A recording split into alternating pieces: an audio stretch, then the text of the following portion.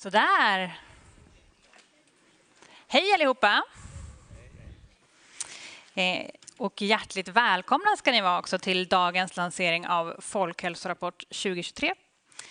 Jag heter Charlotta Kjellberg och jag kommer vara er moderator här under eftermiddagen. Jag är kommunikationschef på Centrum för epidemiologi och samhällsmedicin. Och vi kallar oss också för CES och det är alltså vi som ger ut Folkhälsorapporten för Region Stockholms räkning. Väldigt, väldigt kul att vi har så många här på plats idag. Ni ska snart få ett lite formellt välkomnande också av vår nya verksamhetschef på CES. Men jag ska först nämna några viktiga saker och en av dem måste jag säga tror jag. Och det är att den här föreläsningen filmas just nu. Den ligger på sociala medier och den kommer också finnas tillgänglig i efterhand. Så om man inte vill synas så är det allra säkrast att sitta uppe på läktaren, balkongen där. Sannolikt syns man inte om man sitter längst bak heller.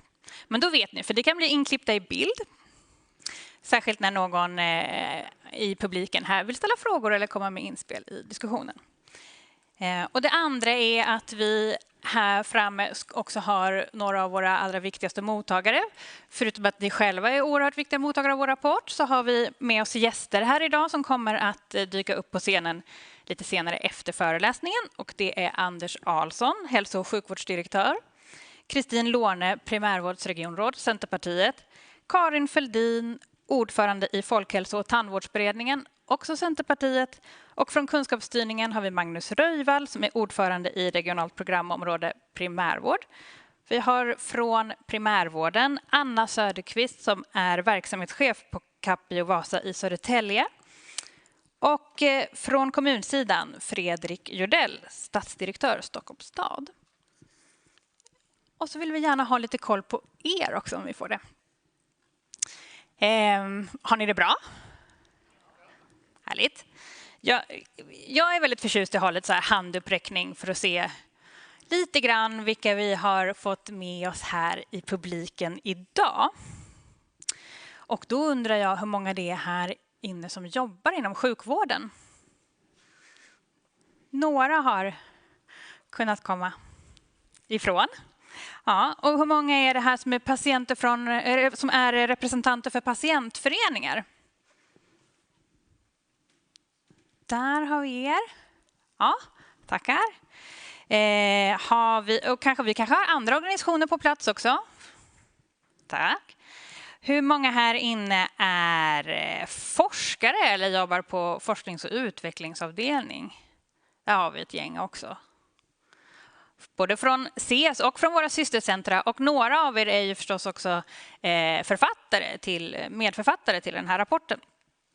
Har vi några politiker här från Region Stockholm?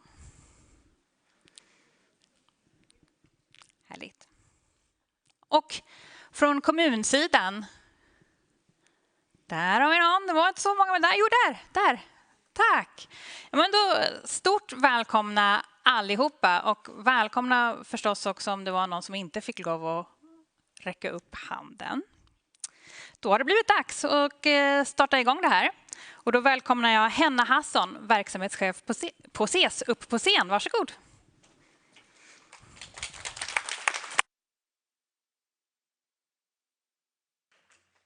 Tack Charlotta och varmt välkomna till lanseringen av Folkhälsorapporten 2023. Det är en oerhört stor glädje att idag få bjuda er på några av de fynden i rapporten. Vi kommer inte hinna allt, men en del kommer vi hinna. Så vi kommer alldeles strax få höra hur det står till med hälsan hos invånarna i Stockholms län. Vilka skillnader finns i länet, hur vanliga olika sjukdomar är och vilka riskfaktorer för sjukdom är vanligast samt hur våra levnadsvanor som påverkar hälsan ser ut. Yes.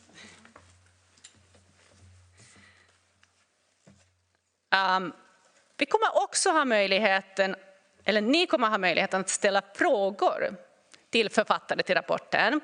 Och vi kommer ha möjligheten att tillsammans diskutera resultaten. Jag tror nämligen starkt att de gemensamma diskussionerna är viktiga för folkhälsofrågor, alla komplexa frågor såsom folkhälsofrågor, där det inte finns en enda lösning som kan lösa alla utmaningar. Så min förhoppning är att vi idag i vårt samtal, att det kan ge oss en möjlighet att skapa en förståelse hur vi tillsammans kan bidra till en god och mer jämlik hälsa för befolkningen i Stockholms län. Folkhälsorapporten ger ju ett kunskapsunderlag som kan hjälpa till med prioriteringar av insatser. Syftet är att rapporten ska underlätta arbetet utifrån de olika policydokument som vi har, såsom folkhälsopolicyn och den strategiska planen med Stockholmsregionens utveckling. Och givetvis att uppnå de globala målen i Agenda 2030. Det här är en rapport som vi skriver som uppdrag av hälso- och sjukvårdsförvaltningen. Det ses Centrum för epidemiologi och samhällsmedicin som ansvarar för rapporten. Och CES är då ett forsknings- och utvecklingscentrum där vi bedriver strategisk folkhälsoarbete, också givetvis forskning och utbildning i frågorna. Vad gäller folkhälsorapporten så är vår ambition att de främsta experterna på varje enskilt område också har möjligheten att skriva respektive kapitel i rapporten. Och vi har med författare från en rad verksamheter som ni kan se här, både inom Region Stockholm och också Karolinska institutet. Så ett stort tack till alla författare som har bidragit till rapporten. Utöver författarna så är det många statistiker som har bearbetat den oerhört stora mängden av data som finns i rapporten. Det är många kommunikatörer som har jobbat med rapporten. Och det är väldigt många som har bidragit till att den här lanseringen här idag är möjligt. Så ett stort tack till alla medverkande. Det här är inte första gången en folkhälsorapport i Stockholms län skrivs. Det här är en rapport i en serie av folkhälsorapporter som getts ut under nästan de närmsta 40 åren. Så den här rapporten ger oss givetvis en bild av hur ser folkhälsan ut idag, men också hur den har utvecklats över tid. Vad har vi haft för utmaningar och också kanske vilka områden vi har lyckats att förbättra. Nu är vi nog alla nyfikna på resultaten. Så jag lämnar över ordet till Vicky Parteling som är biträdande chef för enheten för hälsoläge och vårdbehov i CES och också har varit huvudredaktör för rapporten. Varmt välkommen Vicky. Tack. Tack så mycket. Ja, tack Hanna. Och hej allihopa, jag kommer att berätta lite om några av de stora budskap som vi har med i Folkhälsorapporten 2023. Och jag vill börja med att säga lite vad vi har tänkt på när har vi valt de stora sjukdomar och riskfaktorer som vi har med i Folkhälsorapporten. Och då lutar vi oss på Global Burden of Disease-projektet som är ett globalt projekt som modellerar en stor mängd av olika datakällor och olika vetenskapliga artiklar för att då kunna jämföra olika riskfaktorer och sjukdomar så vi kan se vilka är de stora sjukdomar och riskfaktorer. Och hur man gör det så då använder man sig av ett mått som är egentligen en summan av de år som vi förlorar på grund av funktionsförlust eller sjukdom och de år som vi förlorar på grund av död i förtid. Och då kan man på det sättet kan man då jämföra olika sjukdomar med varandra som till exempel depression som har orsakar mycket mer den där förlorade år på grund av funktionsförlust och hjärtinfarkt som har mycket mer betydelse för död i förtid. Så det är lite bakgrund. Datakällor, vi har en mängd av datakällor även den här gången och Folkhälsoenkäten är en av de största datakällor vi har. Vi ger ut Folkhälsoenkäten var 4:e år och då har vi ett urval av stockholmare som svarar på en rad av frågor om sin egen hälsa. Så det är en viktig datakälla för oss. Vi har också registerdata och vi har 2 mycket bra kohortstudier som vi har använt för att kartlägga framförallt de metabola riskfaktorer som hög blodsocker och hög blodtryck på ett mycket bra sätt. Och även den här gången har vi med journaldata också som en viktig datakälla. Och rörelsedata har vi för första gången objektiv data också med tack vare hälsometern som är en sån app som använder som vi kan se på stegdata av flera personer och rörelseprojektet som vi har data på förskolebarn. Lite om vad den här rapporten fokuserar på. Vi har fokuserat på regional nivå. Så vi försöker att kartlägga hur ser folkhälsoläget ut i Stockholms län, hur har den utvecklat sig över tid och hur ser den ut för olika grupper. Det finns ju också skillnader i Stockholms län och när det är viktigt då nämner vi det också kort i folkhälsorapporten. Men vi har en webbsida som heter Folkhälsokollen som komplement och här kan man ju kolla på när man är intresserad hur det ser ut i en viss kommun eller stadsdel eller vill jämföra olika områden med varandra. Låt oss börja då och kolla på några stora budskap. Först och främst något mycket positivt. Vi lever längre. Vi ser ju de senaste åren har medellivslängden ökat och vi såg en liten minskning på grund av covid-19 men den har återhämtat sig efteråt. Vi ser också att fler och fler uppskattar sin egen hälsa som god eller mycket god. Så vi ser att de allra flesta av oss tycker att de har en bra självskattad hälsa.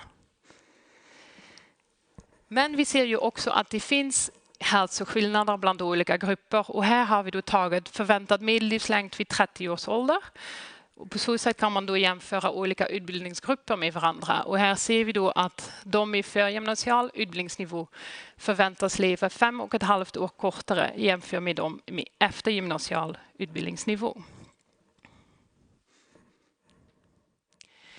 Några av de sjukdomar vi har gått igenom då. Här ser man en bubbeldiagram av de sjukdomarna vi har med i folkhälsorapporten. Och den bubbeldiagram visar då den där sjukdomsbördan eller bidraget till sjukdomsbördan av de olika sjukdomarna. Och så ser man direkt att hjärtinfarkt och stroke, de kommer ganska högt upp. Vi ser olika typer av smärtor som kommer högt upp. Fall olika kol, olika typer av cancer. De kommer alla har en ganska stor bidrag till sjukdomsbördan. Och då kom pandemin. Och då såg vi att covid-19 fick en stor och plötsligt effekt på sjukdomsbördan. Vi ser att framförallt i 2020 så kom den högt upp i sjukdomsbördan-listan. Så där var den bland de med högsta. Det gick ner ganska fort också, men här ser vi även i 2022 ser vi att den kommer upp i topplistan. Så den hade en ganska stor och plötslig effekt på våran sjukdomsbördan. Det ser vi också när vi kollar på dödsfall. Under 2020 var det nästan en femtedel av de dödsfall som som orsakades av covid-19. Så det var väldigt stor andel av dödsfall i just 2020. Även det gick ner men var ändå ett påtagligt andel som dog av covid-19 senare. De flesta av oss är bekant med att det fanns stora skillnader mellan olika grupper. Olika grupper drabbades i olika utsträckning.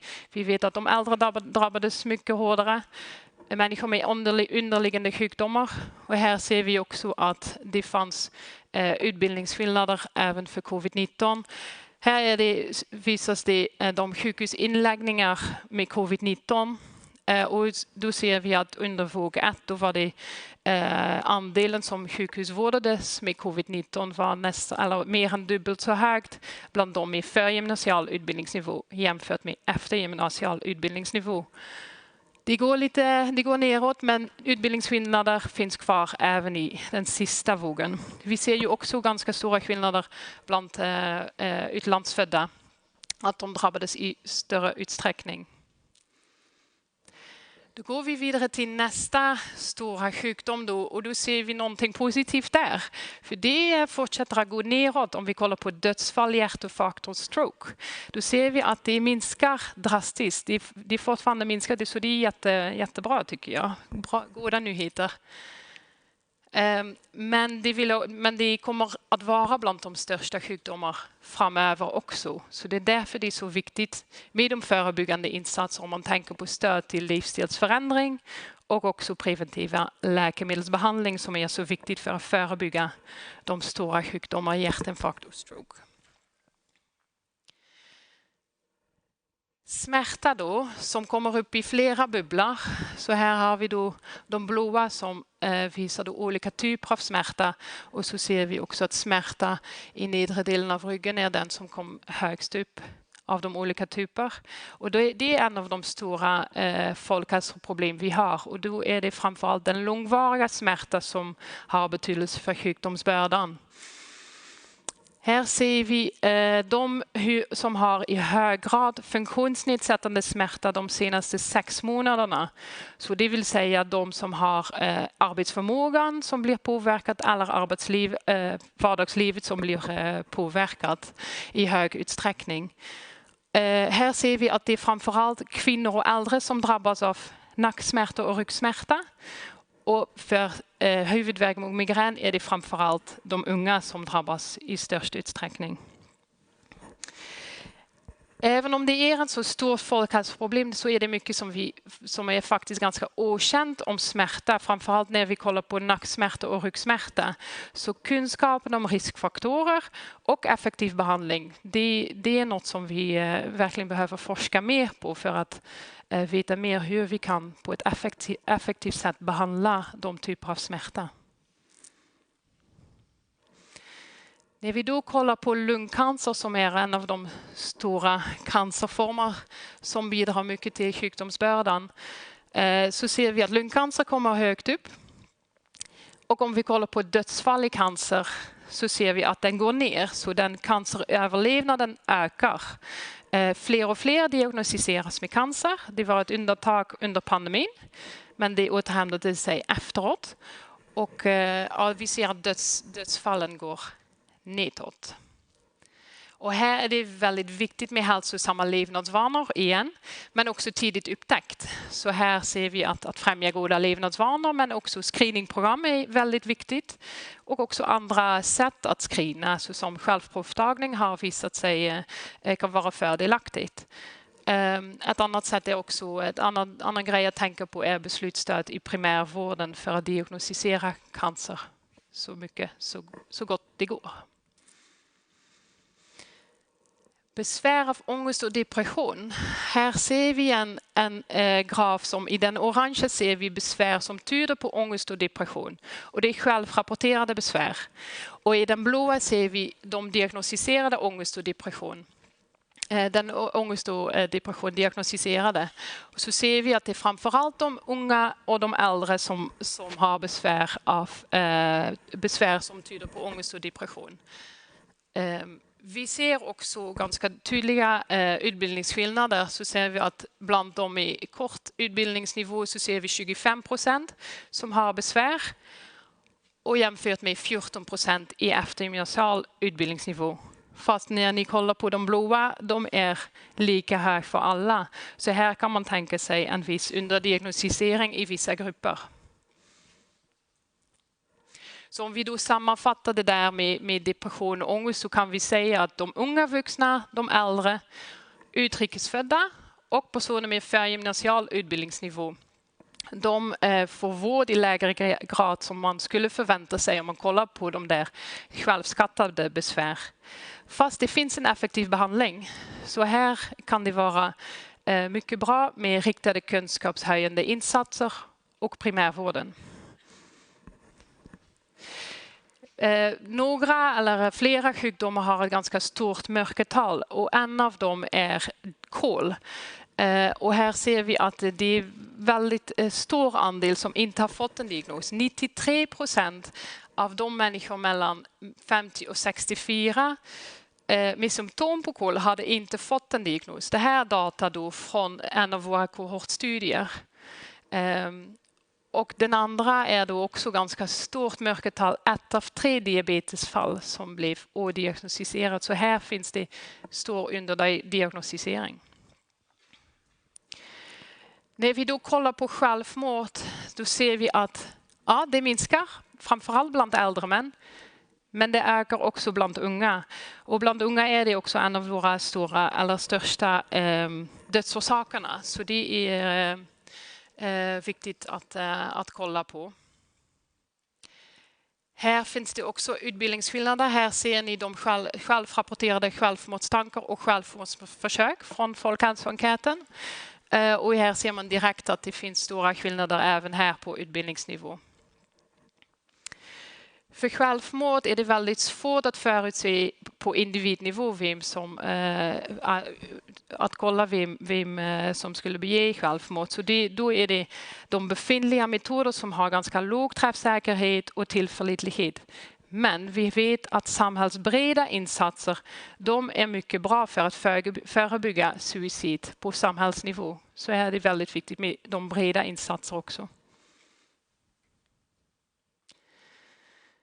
Gynekologiska sjukdomar, det är för första gången med i folkhälsorapporten och vi är väldigt tacksamma att vi fick med den också i folkhälsoenkäten så att vi har data på olika gynekologiska sjukdomar nu.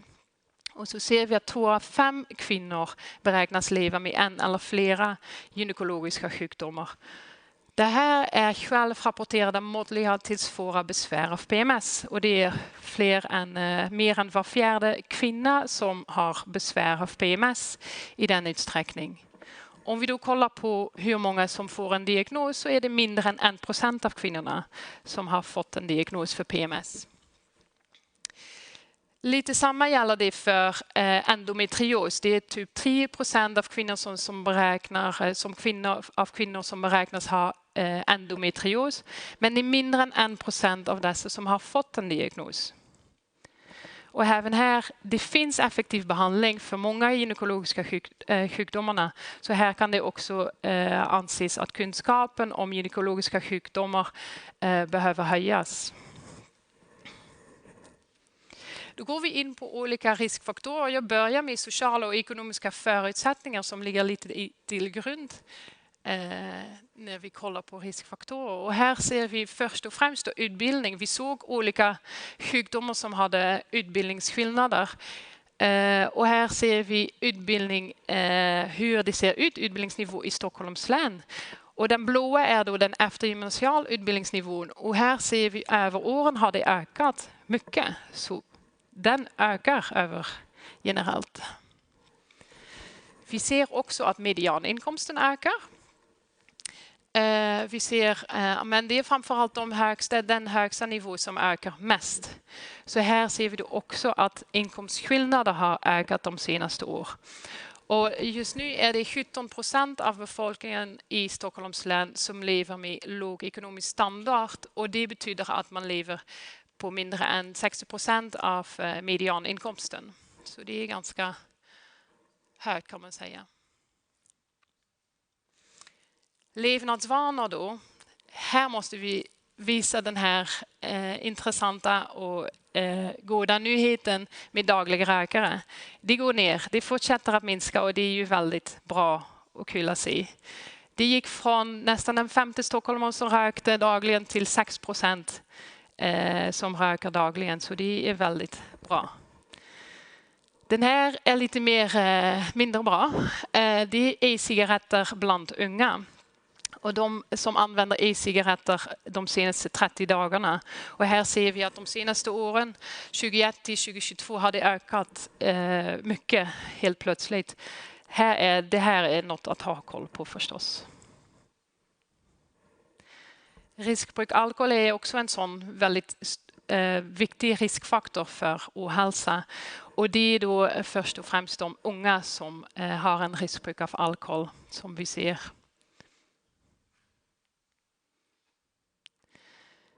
Ohälsosamma matvanor är en annan viktig riskfaktor. Här ser vi då lågt intag av grönsaker och frukt. Och målet är att under 20% av befolkningen ska ha ett lågt intag av grönsaker och frukt. Och vi är långt ifrån målen där. Så här har vi något att jobba med. Narkotikaanvändning. Det är vanligare bland de i kort utbildning och det är framförallt då cannabis som vi ser används mest. Vi ser att det används mest, men att de andra narkotikamedel står för största bidraget till sjukdomsbördan.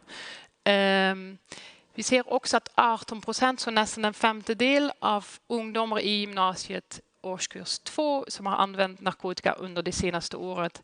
Här måste jag tillägga att det är framförallt cannabis då som de har använt. Men ja, och här går vi vidare till metabola riskfaktorer. Och det är ju för vissa kanske ett litet svårt begrepp tyckte jag när jag först hörde det. Men det är ett samlat begrepp och då kan man tänka på hög blodtryck, hög kolesterol, hög blodsocker. Men jag går in på flera av dem nu. Och metabola riskfaktorer, de är extremt vanliga i befolkningen. Här ser vi en bild av då andelen som har fler än en metabol riskfaktor. Och så ser vi att den noll andelen som har ingen metabol riskfaktor, det är inte så många som inte har en metabol riskfaktor. Det är mellan 15 och 65-åringar. Så de allra flesta har 2, 3 eller flera metabola riskfaktorer. Och det blir tydligt när vi kollar på blodsocker till exempel, hög blodsocker. Då ser vi att det är väldigt vanligt, framförallt män ser vi, de blåa män, ser vi att de allra flesta har ju högt blodsocker i den åldern. Kanske ännu vanligare är det med högt kolesterol. Här ser vi igen samma åldersgrupp, 50 till 65-åringar, som har en för hög kolesterolnivå. Och så ser vi att de allra flesta av oss har en för hög kolesterolnivå. Och nästan hälften har övervikt eller obesitas. Så ser vi de orangea är då övervikt och blåan är obesitas. Och vi ser också att det har ökat över de senaste åren. Och det är framförallt obesitas som står för ökningen. Här ser vi att det gick upp ganska mycket under eller från 9-10% till 14-15% över de senaste 20 åren. Så det är ökat. Och även här finns ett stort mörkertal om man kollar på de metabola riskfaktorer. Vi ser att 1 av 3 med hög blodtryck saknar en diagnos. Och endast 12% av dem med nedsatt njurfunktion har fått en diagnos. Och de flesta av oss uppnår inte behandlingsmålen. Så här kollar vi då på blodtrycksnivået av de patienter som har fått diagnostiserat hög blodtryck. Och den orangea biten är de som uppnår behandlingsmålen. Så det är den minsta delen då. Så 38% har uppnått behandlingsmålen. Vägen framåt då, om man tänker på de metabola riskfaktorer, det är då förebyggande insatser för att förbättra levnadsvanor och tidigt upptäckt och läkemedel som regelbundet följas upp. När vi kollar på det där med utreda, behandla och följa upp de metabola riskfaktorer så är det framförallt vårdcentralerna som står för det. Och det är en utmaning för där är det ofta så att de är symptomfria eller primärvården är ju belastad som de är. Så det är en utmaning. Nu när vi pratar om utmaningar så tänker jag att jag lämnar över ordet till enhetschef Anton Lager som kommer att prata mer om utmaningar. Tack.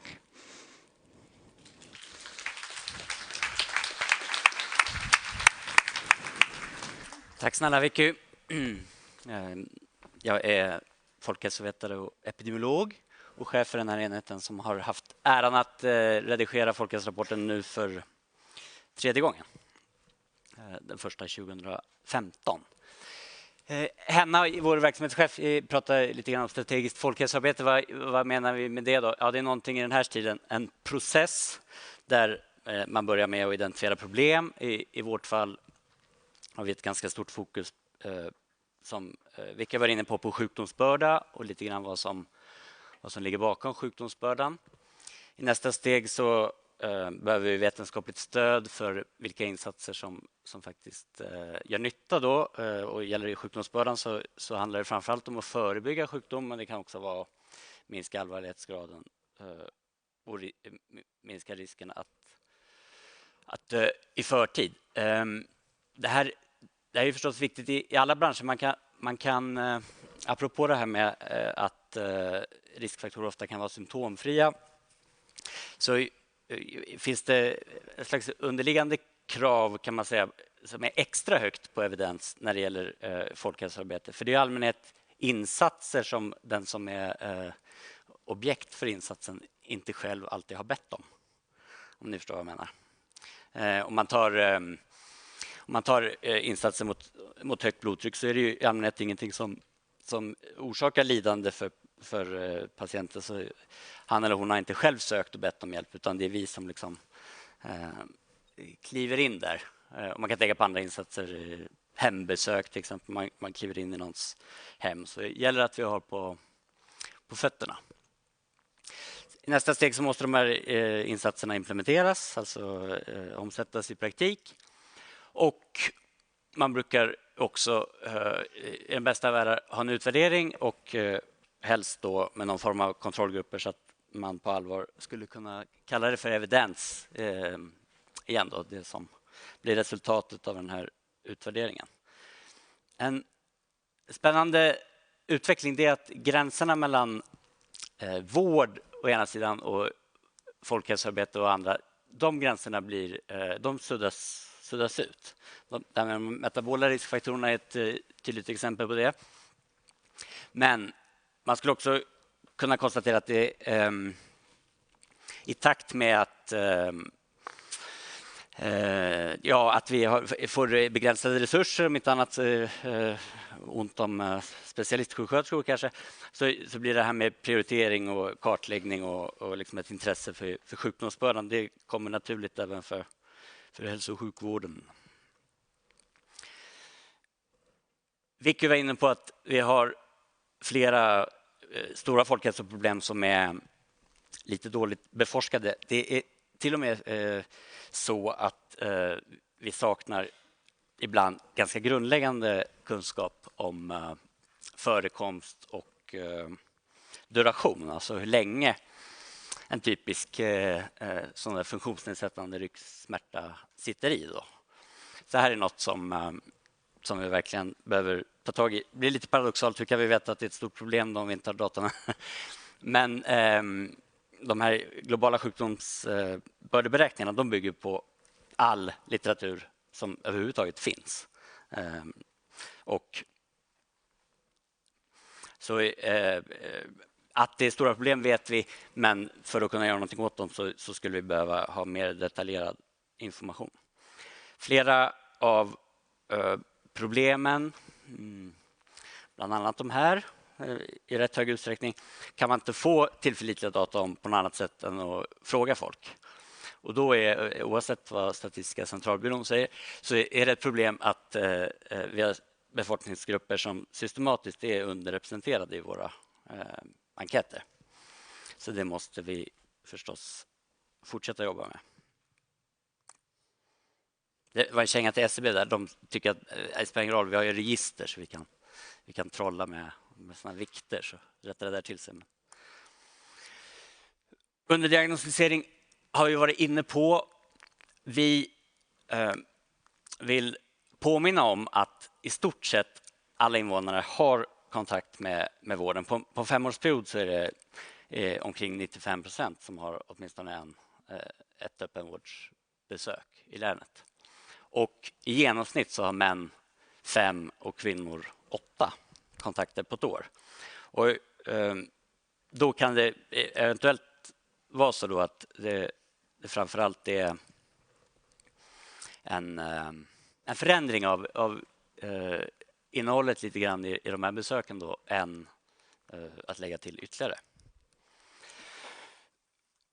En utmaning som blir tydligare och tydligare i takt med, kan man säga, att evidensen blir vanligare och vanligare, det är att kartlägga de luckor som finns. Och det här det är liksom en liten annan logik än om man tänker riktlinjer eller så. För att i dem så är man ju intresserad av vad de bästa studierna, vad de bästa argumenten säger att man ska göra liksom, i den här situationen.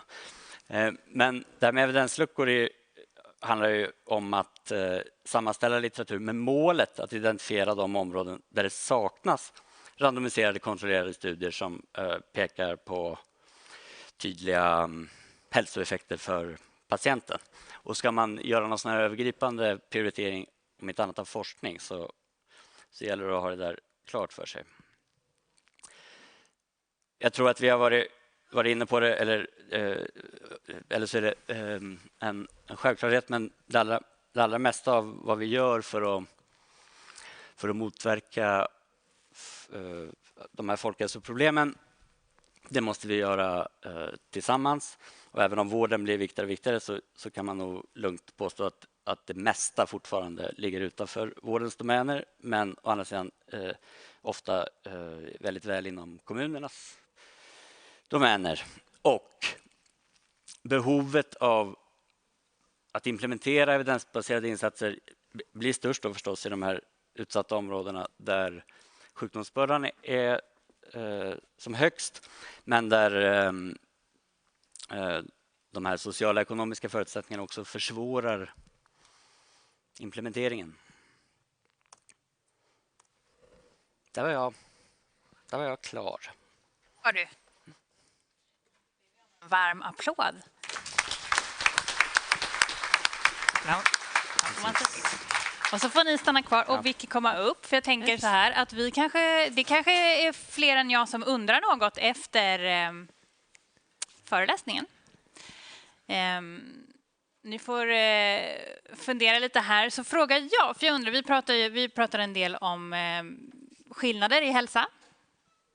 Hur ser det ut över tid? Har hälsoskillnaderna ökat eller minskat? Kan man säga någonting om det?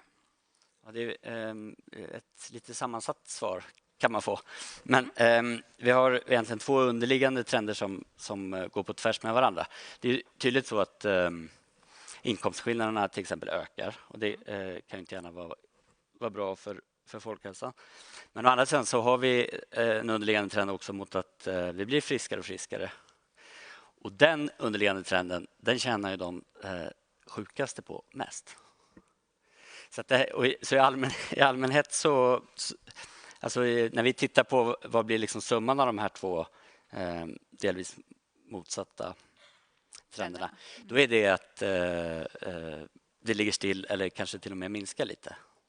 Och sen spelar det roll också i och för sig då, om man tittar på de relativa skillnaderna i takt med att högutbildade liksom inte röker alls. När vi har 1 promille bland de högutbildade som röker, så kommer liksom även små skillnader,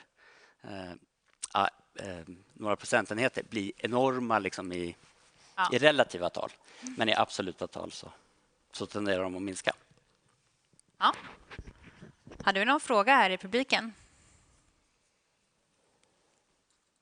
Det är jättemånga här inne tror jag som är väldigt väl insatta i folkhälsa, men alla kanske inte jobbar med det dagligdags. Och då tänker jag att som röd tråd så har ni valt just utbildning som socioekonomisk faktor som man tittar på för att mäta skillnader i hälsa. Varför väljer man just utbildning och inte till exempel inkomst? Vicky? Ja, men det är framförallt, först och främst är det ju väldigt viktigt för livschanserna senare i livet. Men det är också ett ganska stabilt mått. Det fixeras tidigt i livet och det påverkas inte så mycket av hälsovariationer senare i livet. Så det är väldigt bra mått för socioekonomi. Ja, men ni har chansen att komma in senare också. Då tackar jag igen. Tack så jättemycket för presentationen. Tack. Och vi kan... Ska vi se. Så jag lyckas... Ja, jag lyckas. För nu har det blivit dags att välkomna vår panel upp på scen. Och vi har satt namnskyltarna så ni kan se dem, vart vi tänker att ni ska sitta, så tar vi och vänder på dem sen. Jag välkomnar upp på scen Anders Ahlsson, hälso- och sjukvårdsdirektör i Region Stockholm. Kristin Låne, primärvårdsregionråd, Centerpartiet. Karin Fälldin, ordförande i Folkhälso- och tandvårdsberedningen, också Centerpartiet. Från kunskapsstyrningen har vi Magnus Röjvall, ordförande i regionalt programområde primärvård Stockholm-Gotland. Och Anna Söderqvist, verksamhetschef Capio vårdcentral BVC BMM Vasa i Södertälje. Och Fredrik Jordell, stadsdirektör Stockholms stad. Välkomna upp på scenen.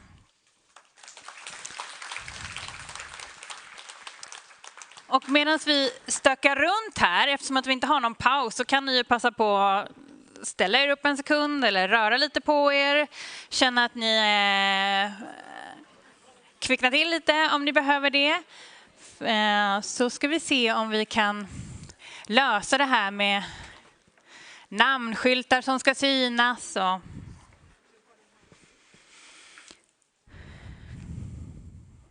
handmikrofoner. Det där ser bra ut, ja. Alla har fått rätt namn. Får ni plats också? Det var lite, jag hoppas att ni får plats. Det var lite ben i vägen, men på möblerna. Så där. Är allt i ordning? Och då är det dags att slå sig ner igen. Det blev inte mer paus än så här. Men nu, vi har sagt det några gånger, men jag tänker att det är lika bra att upprepa det några gånger. Vi lever alltså allt längre i Stockholms län och vi skattar också vår hälsa allt högre. Alltså vi tycker att den är bra eller mycket bra. Men vi har också stora hälsoskillnader. Och den som man kanske slås av mest är väl den när vi skriver att 5,5 år skiljer i livslängd i snitt mellan gruppen som har eftergymnasial utbildning och mellan de som inte, jämfört med de som inte har gått ut gymnasiet. Man tänker så kan vi inte ha det, tänker man rent spontant. Och jag tänkte att vi kör en snabbrunda om det går bra för er, så att alla får komma med in i diskussionen. Och förhoppningsvis så får jag då upp några ämnen som också passar in med våra utmaningar. Jag hoppas jag får ihop dem här så att vi kan gå ner lite djupare i några av dem. Så jag börjar med dig, Anders Ahlsson.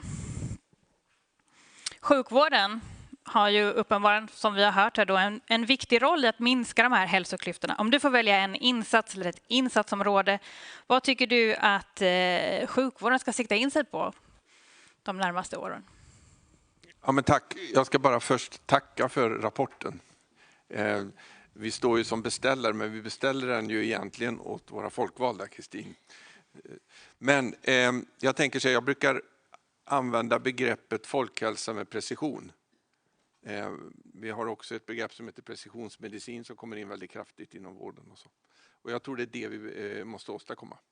Så man behöver komma närmare, jag är inte säker, men ja. Precisionsmedicin och folkhälsa, de behöver komma närmare varandra. Ja, folkhälsa med precision, det är det vi pratar om. Det kommer vi komma in på, tror jag.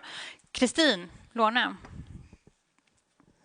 Då samma fråga till dig. Men du kan fråga. Ja, men nu, och jag är ju då primärvårdsregion, så passande nog kan jag säga att jag tror att en av de viktigaste insatserna som vården kan göra handlar om att stärka den här nära vården. Alltså att man har en lättillgänglig vårdcentral där man känner att man får tid när man behöver, eller man får kontakt i alla fall när man behöver, och sen kanske får hjälp att bedöma om man behöver komma dit eller vad man ska göra så.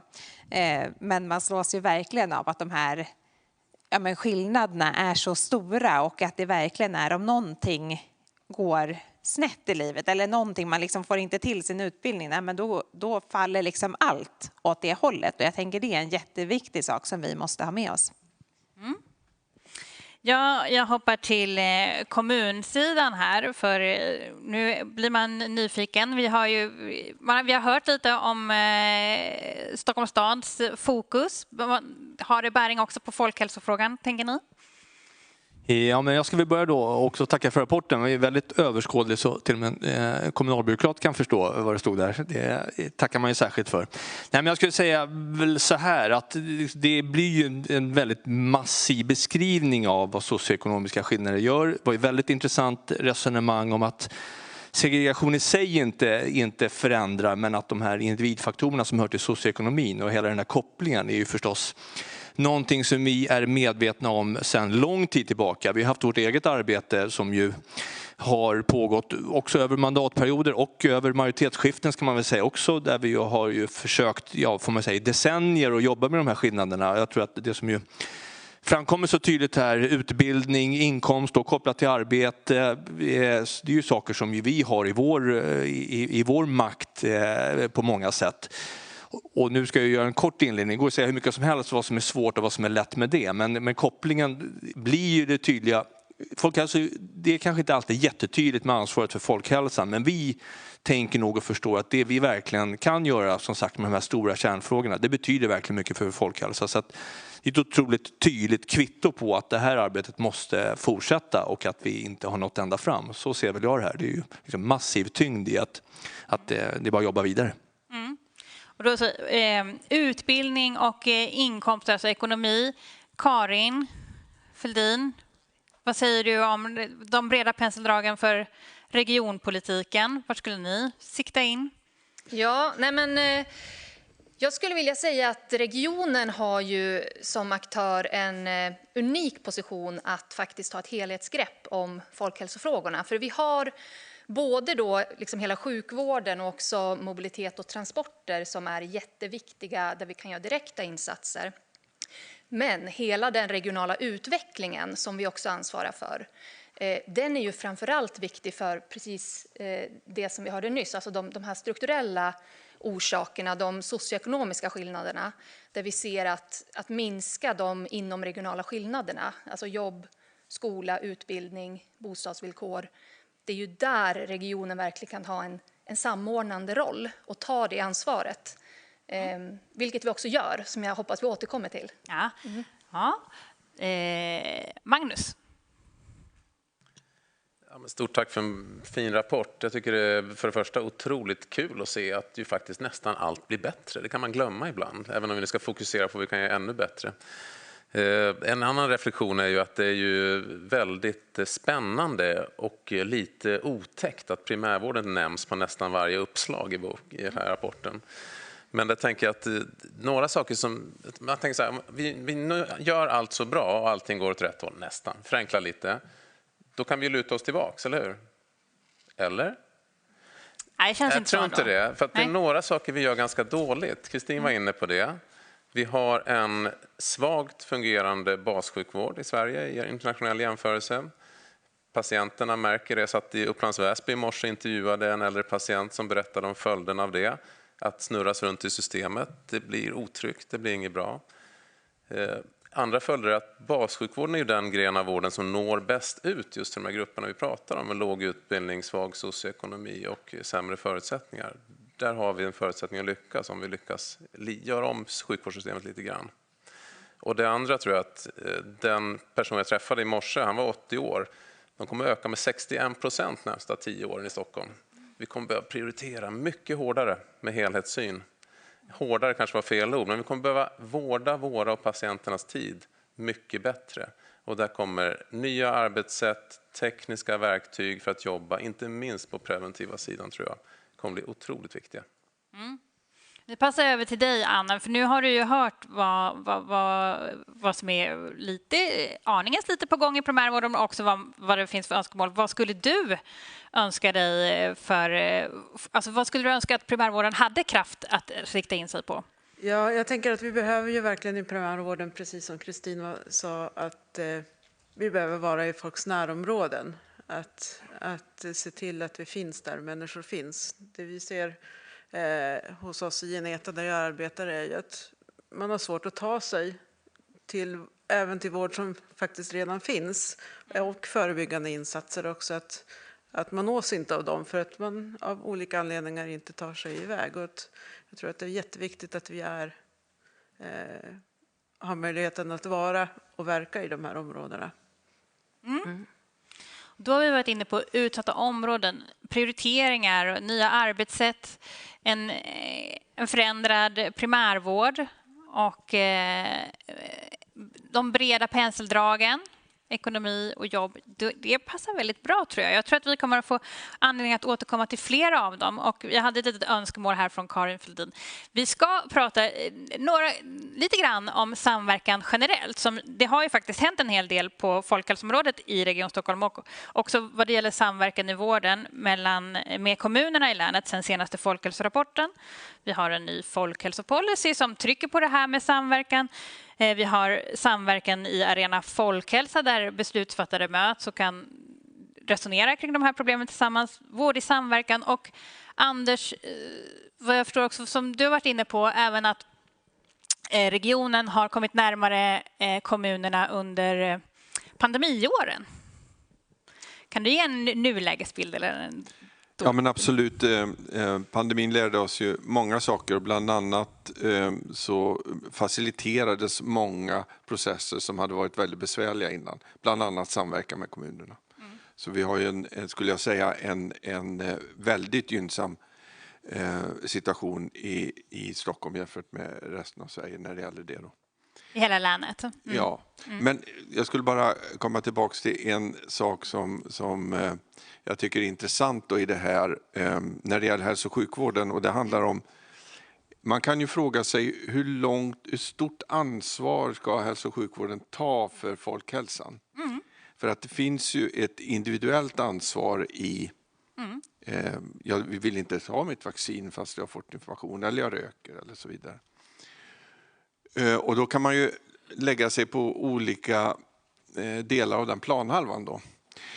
Men det som är viktigt för oss inom hälso- och sjukvården, det är ju att om vi inte agerar så blir det problem för hälso- och sjukvården. Det är ju det som är svaret på den frågan. Ja, varför man också behöver jobba med det. Ja. Precis, det är därför det räcker inte med det individuella ansvaret, för om vi inte når de grupper som vi behöver att nå så kommer de in på sjukhusen och sen har vi ett problem där då. Ja. Och det var det jag menade när jag pratade om det här med precision då, därför att jag gör mig själv en bild när jag tittar på Folkhälsokollen och den här rapporten som är lite förenklad då, men ungefär 10% av invånarna i Region Stockholm, de kan allt om hur man äter rätt och hur man rör sig. Och det finns ingenting man kan lära dem. Det är meningslöst med information, för allting funkar, allting är rätt. 80% känner till ganska väl vad det finns för riskfaktorer och hur man ska sköta sig och så, och gör det mesta rätt, men ibland gör lite avsteg då. Och 10% är totalt röda, där är allting fel då. Och väldigt ofta så är det också geografiskt samlat. Ja. Och det vi behöver, det är precision där då, för vi behöver från vårt forskarsamhälle, vad är det för metoder som hjälper för att nå de här grupperna? Ja. Det är där som hela vinsten finns. Det är det här med folkhälsa med precision. Tack. Vi kommer dyka mer i det, för vi kommer prata mer om utsatta områden. Men först vill jag höra om Fredrik, om du håller med om det här att regionen och kommunerna, eller utifrån den bild du har ni kommit närmare varandra de senaste åren? Ja, men det vill jag väl säga på många sätt. Att det går att prata väldigt mycket om generell samverkan, och under mina år så kan man säga att det har gått lite fram och tillbaka, och på många sätt så gjorde nog pandemin så att vi kom närmare. Sen är det en återkommande fråga. Man måste slita för den här samverkan generellt. Och den kommer liksom inte gratis, men är otroligt viktig naturligtvis. Om jag flyttar diskussionen tillbaka till det här med utsatta områden och säger ännu lite mer så hur vi tänker i Stockholm, så men vi har ju då till tjänstemannasidan fått ett väldigt, väldigt starkt mandat för jämlikhetsfrågan helt enkelt från vår politik. Och den kan man se på många sätt, den här jämlikhetsfrågan, men en aspekt av jämlikhet är ju att Ja, men så som det ser ut med investeringar, med liksom trycket i staden, så finns det ett antal områden som ju faktiskt liksom sticker ut där också i staden. Det liksom fungerar på ett annorlunda sätt. Vi flyttar över mycket resurser till utsatta områden, men stadsutveckling, mycket infrastruktur blir eftersatt i utsatta områden. Och det här är som sagt inte någonting nytt, men det vi gör nu med Fokus Järva är att nu har vi Järva i fokus, som är ett område som ju har sett många satsningar under åren. Ja. Men det är bara att konstatera, vi har inte fått till det tillräckligt väl. Och jag kan ju lätt tala för stadens räkning att det görs väldigt många insatser, har gjorts otroligt många insatser. Men helheten räcker inte, och den räcker ju inte, tänker jag, i förhållande till regionen heller. Så att det är någonting som vi måste verkligen försöka ta ett steg vidare. Och då skulle jag vilja tillföra till det här, jag tycker att precisionsbegreppet förstås är väldigt intressant, men jag vill också tillföra att för vår del så är det ju så att det mesta av det vi gör handlar om förtroende också. Ja. Och det är också en fråga, så här, vill man ta sig till vårdcentralen, förstår man att den är bra, förstår man att våra tjänster är bra? Jag kan bara säga, jag som har verkat där har ju mött hela tiden en känsla av att det finns ingenting för oss här, fast det finns det. Och för oss är det otroligt påtagligt att vill man inte komma till socialtjänsten, eller om man är rädd för socialtjänsten, som ni vet är ju det en högst aktuell fråga som ju också är en kampanj mot oss. Ja. Och jag tänker så här, för oss är det ytterst konkret att vi måste leverera en förtroendefråga som visar att Fokus Järva innebär att här gör vi insatser som verkligen ska lyfta hela området. Och då tänker jag att det borde ju rimligen vara samma era insatser, att man också förstår att man i tidigt skede går och ber om hjälp, går till vården. Och därmed rimligen borde öka precisionen. Så att så ser det ut från vår horisont. Mm. Och precisionsförtroende skulle man ju också kunna prata om. Jag antar att förtroendet ser väldigt olika ut i olika grupper. Generellt så är förtroendet för vården väldigt högt, som vi såg i rapporten. Men vi har sett också under pandemin att det ser olika ut med förtroende när det gäller vaccin och så där i olika grupper. Vi glider lite fram och tillbaka, samordning här på liksom det här övergripande planet och samordning ner på det lokala. Jag passar över frågan till dig, Karin, också, så du får flika in där på utvecklingen. Ja, men jag kan gärna haka på lite just vad gäller Järva och andra socioekonomiskt utsatta områden. För att en sak som förvånade mig när jag läste rapporten, det var att det inte finns någon evidens för att segregation påverkar folkhälsa. Jag tänker ändå att det finns i alla fall aspekter som vi ser där segregation är negativ, även om man kanske inte har hittat evidens för just folkhälsan då. För att dels är det ju en självklar sak, det är ju att det är tyngre att bedriva vård i de områdena. Alltså det är en högre belastning på primärvården, på tandvården och så vidare. Och i och med det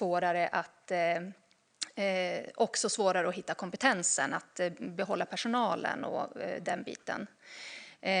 Men jag tänker också att alltså om man tänker på normer i samhället, förebilder, om man har fler klasskamrater som röker, så är det lättare att man börjar röka själv. Eller om man bor trångbott, så är det inte lika lätt att göra läxorna och lyckas i skolan och sen gå vidare till utbildning.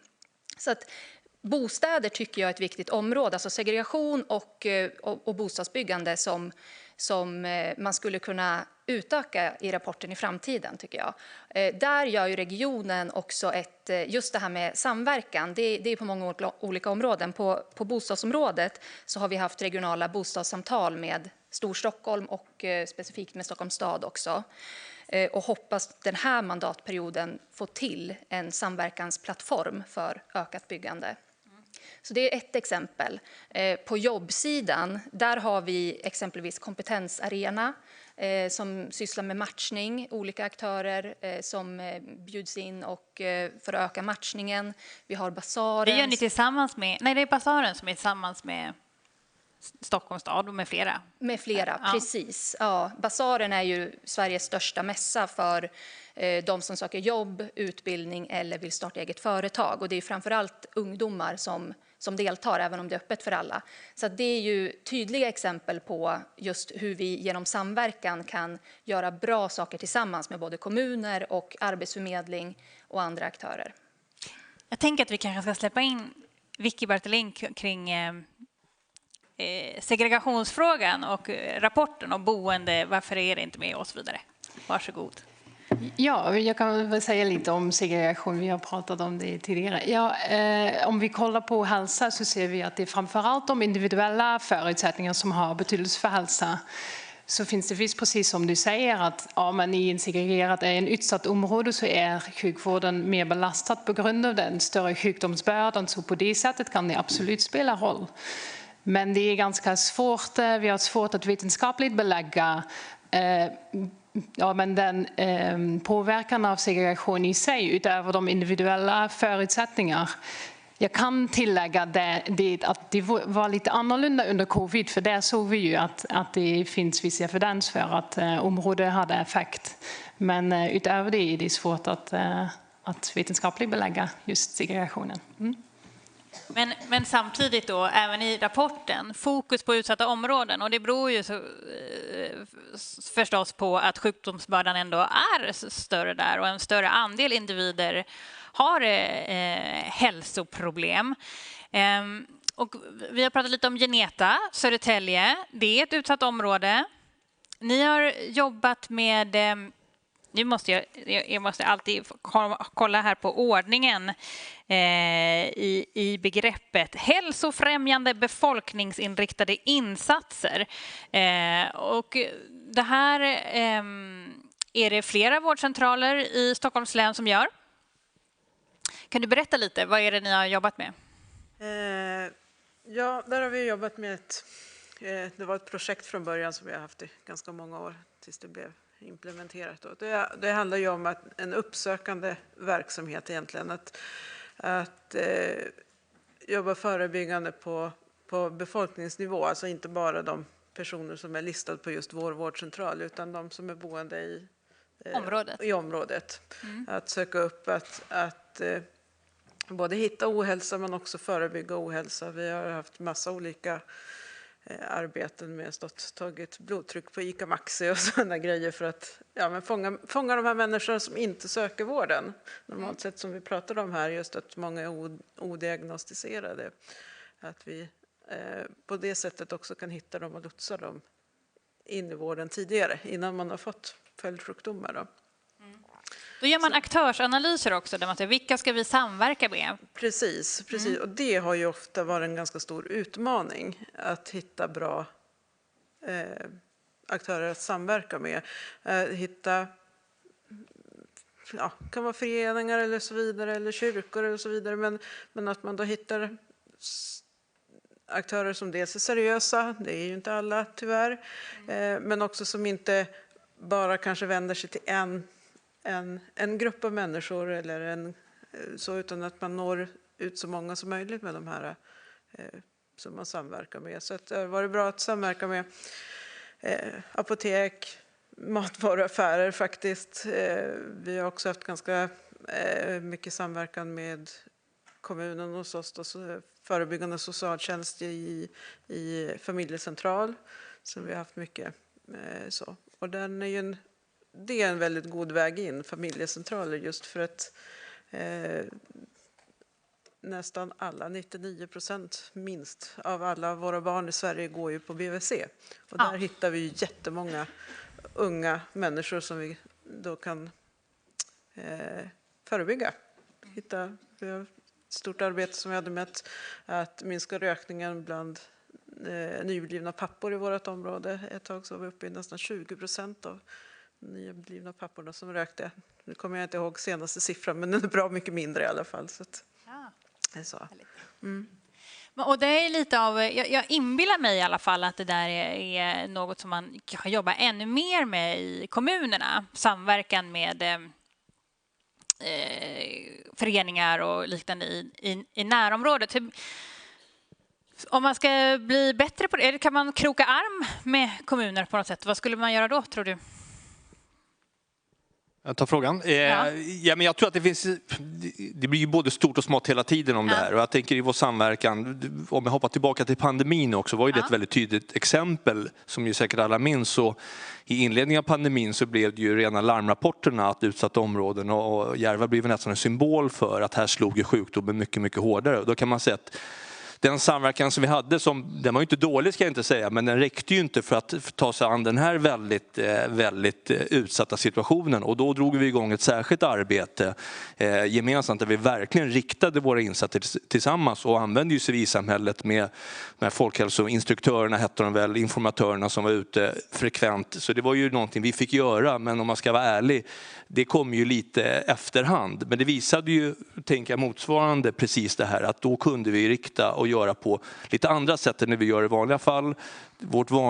Vårdcentralens vanliga räckte inte för att ta den situationen, men det visar också vad vi faktiskt kan åstadkomma om vi riktar våra insatser. Så det kan ju vara, om det började svårt så får det vara ett bra exempel på hur vi kan jobba. Så att det finns ju jättemycket sånt där idag. Alltså om arbetssättet från pandemin, jag riktar mig till alla. Hur kan man hålla i det? Hur? Och gör vi det? Magnus? Jag tror en sak som har nämnts här, det är ju liksom den geografiska förankringen i den samverkan. Och där har ju regionen gjort ett arbete med att liksom klustra ihop vårdcentraler som sen också då kan samverka med lokala aktörer och kommunen. Det är ju en svaghet i en del av vårt vårdsystems-bygge annars att få till det. Och sen tror jag också, vill bara bekräfta den här bilden, att det är ju, jag har kontakt med rätt många vårdcentraler i hela Storstockholm, men det är betydligt svårare att rekrytera och bygga en stabil verksamhet i utsatta områden eller längre ut på landet än det är i innerstan. Och där tänker jag att det finns saker man kan göra i avtal och sådär för att skruva, för att se om man kan hitta en bättre balans där.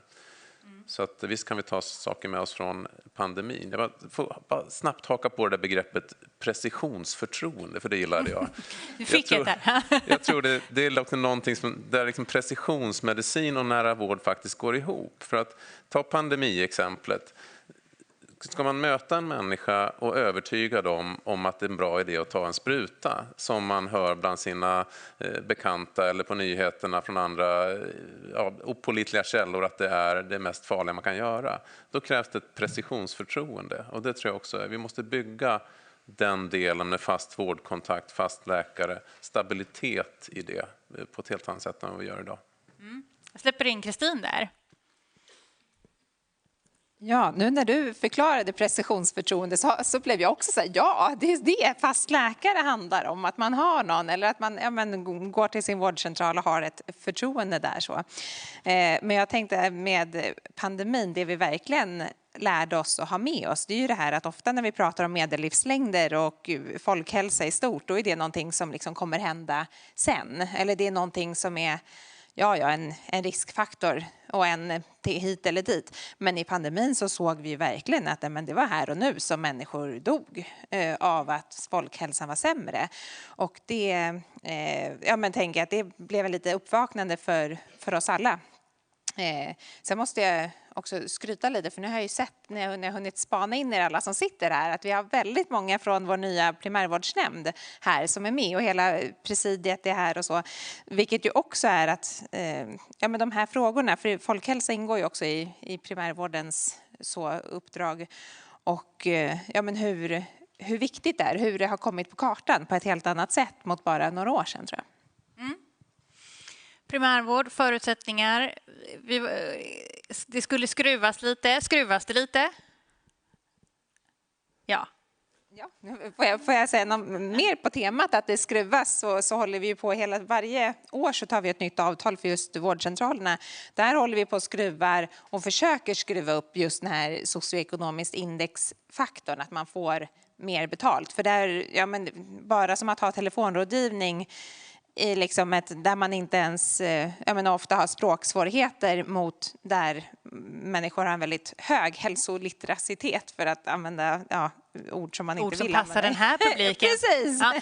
Vi kanske ska förklara då för alla andra vad vi menar. Ja, nej, men de som har en liksom hög kunskap om vården kanske man kan... Ja, kunskap och förståelse för vården och hur man tar hand om sin hälsa i det här systemet. Ja. Nej, men att precis allt påverkas ju just av socioekonomi till exempel, och att vi har nog inte vågat skruva tillräckligt på de faktorerna hittills. Men vi är på, och de här avtalen också ser det som Anna beskrev här om ert särskilda uppdrag. Det är ju 15 vårdcentraler med de som har men det här där det är mest socioekonomisk utsatthet.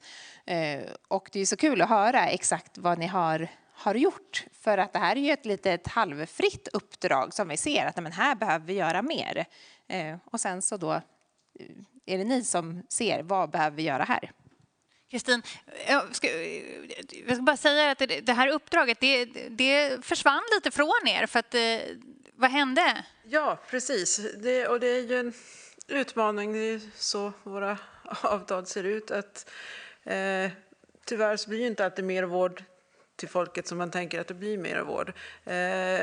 Vi fick en konkurrent 200 meter bort. Ja, både bra och dåligt. Både kanske. bra och dåligt. Jag har inget emot den som vårdcentral. Problemet är ju att vi i själva Geneta där vi verkar så bor det drygt 5 000 invånare. Och när vi pratar segregation så Södertälje är en väldigt segregerad stad.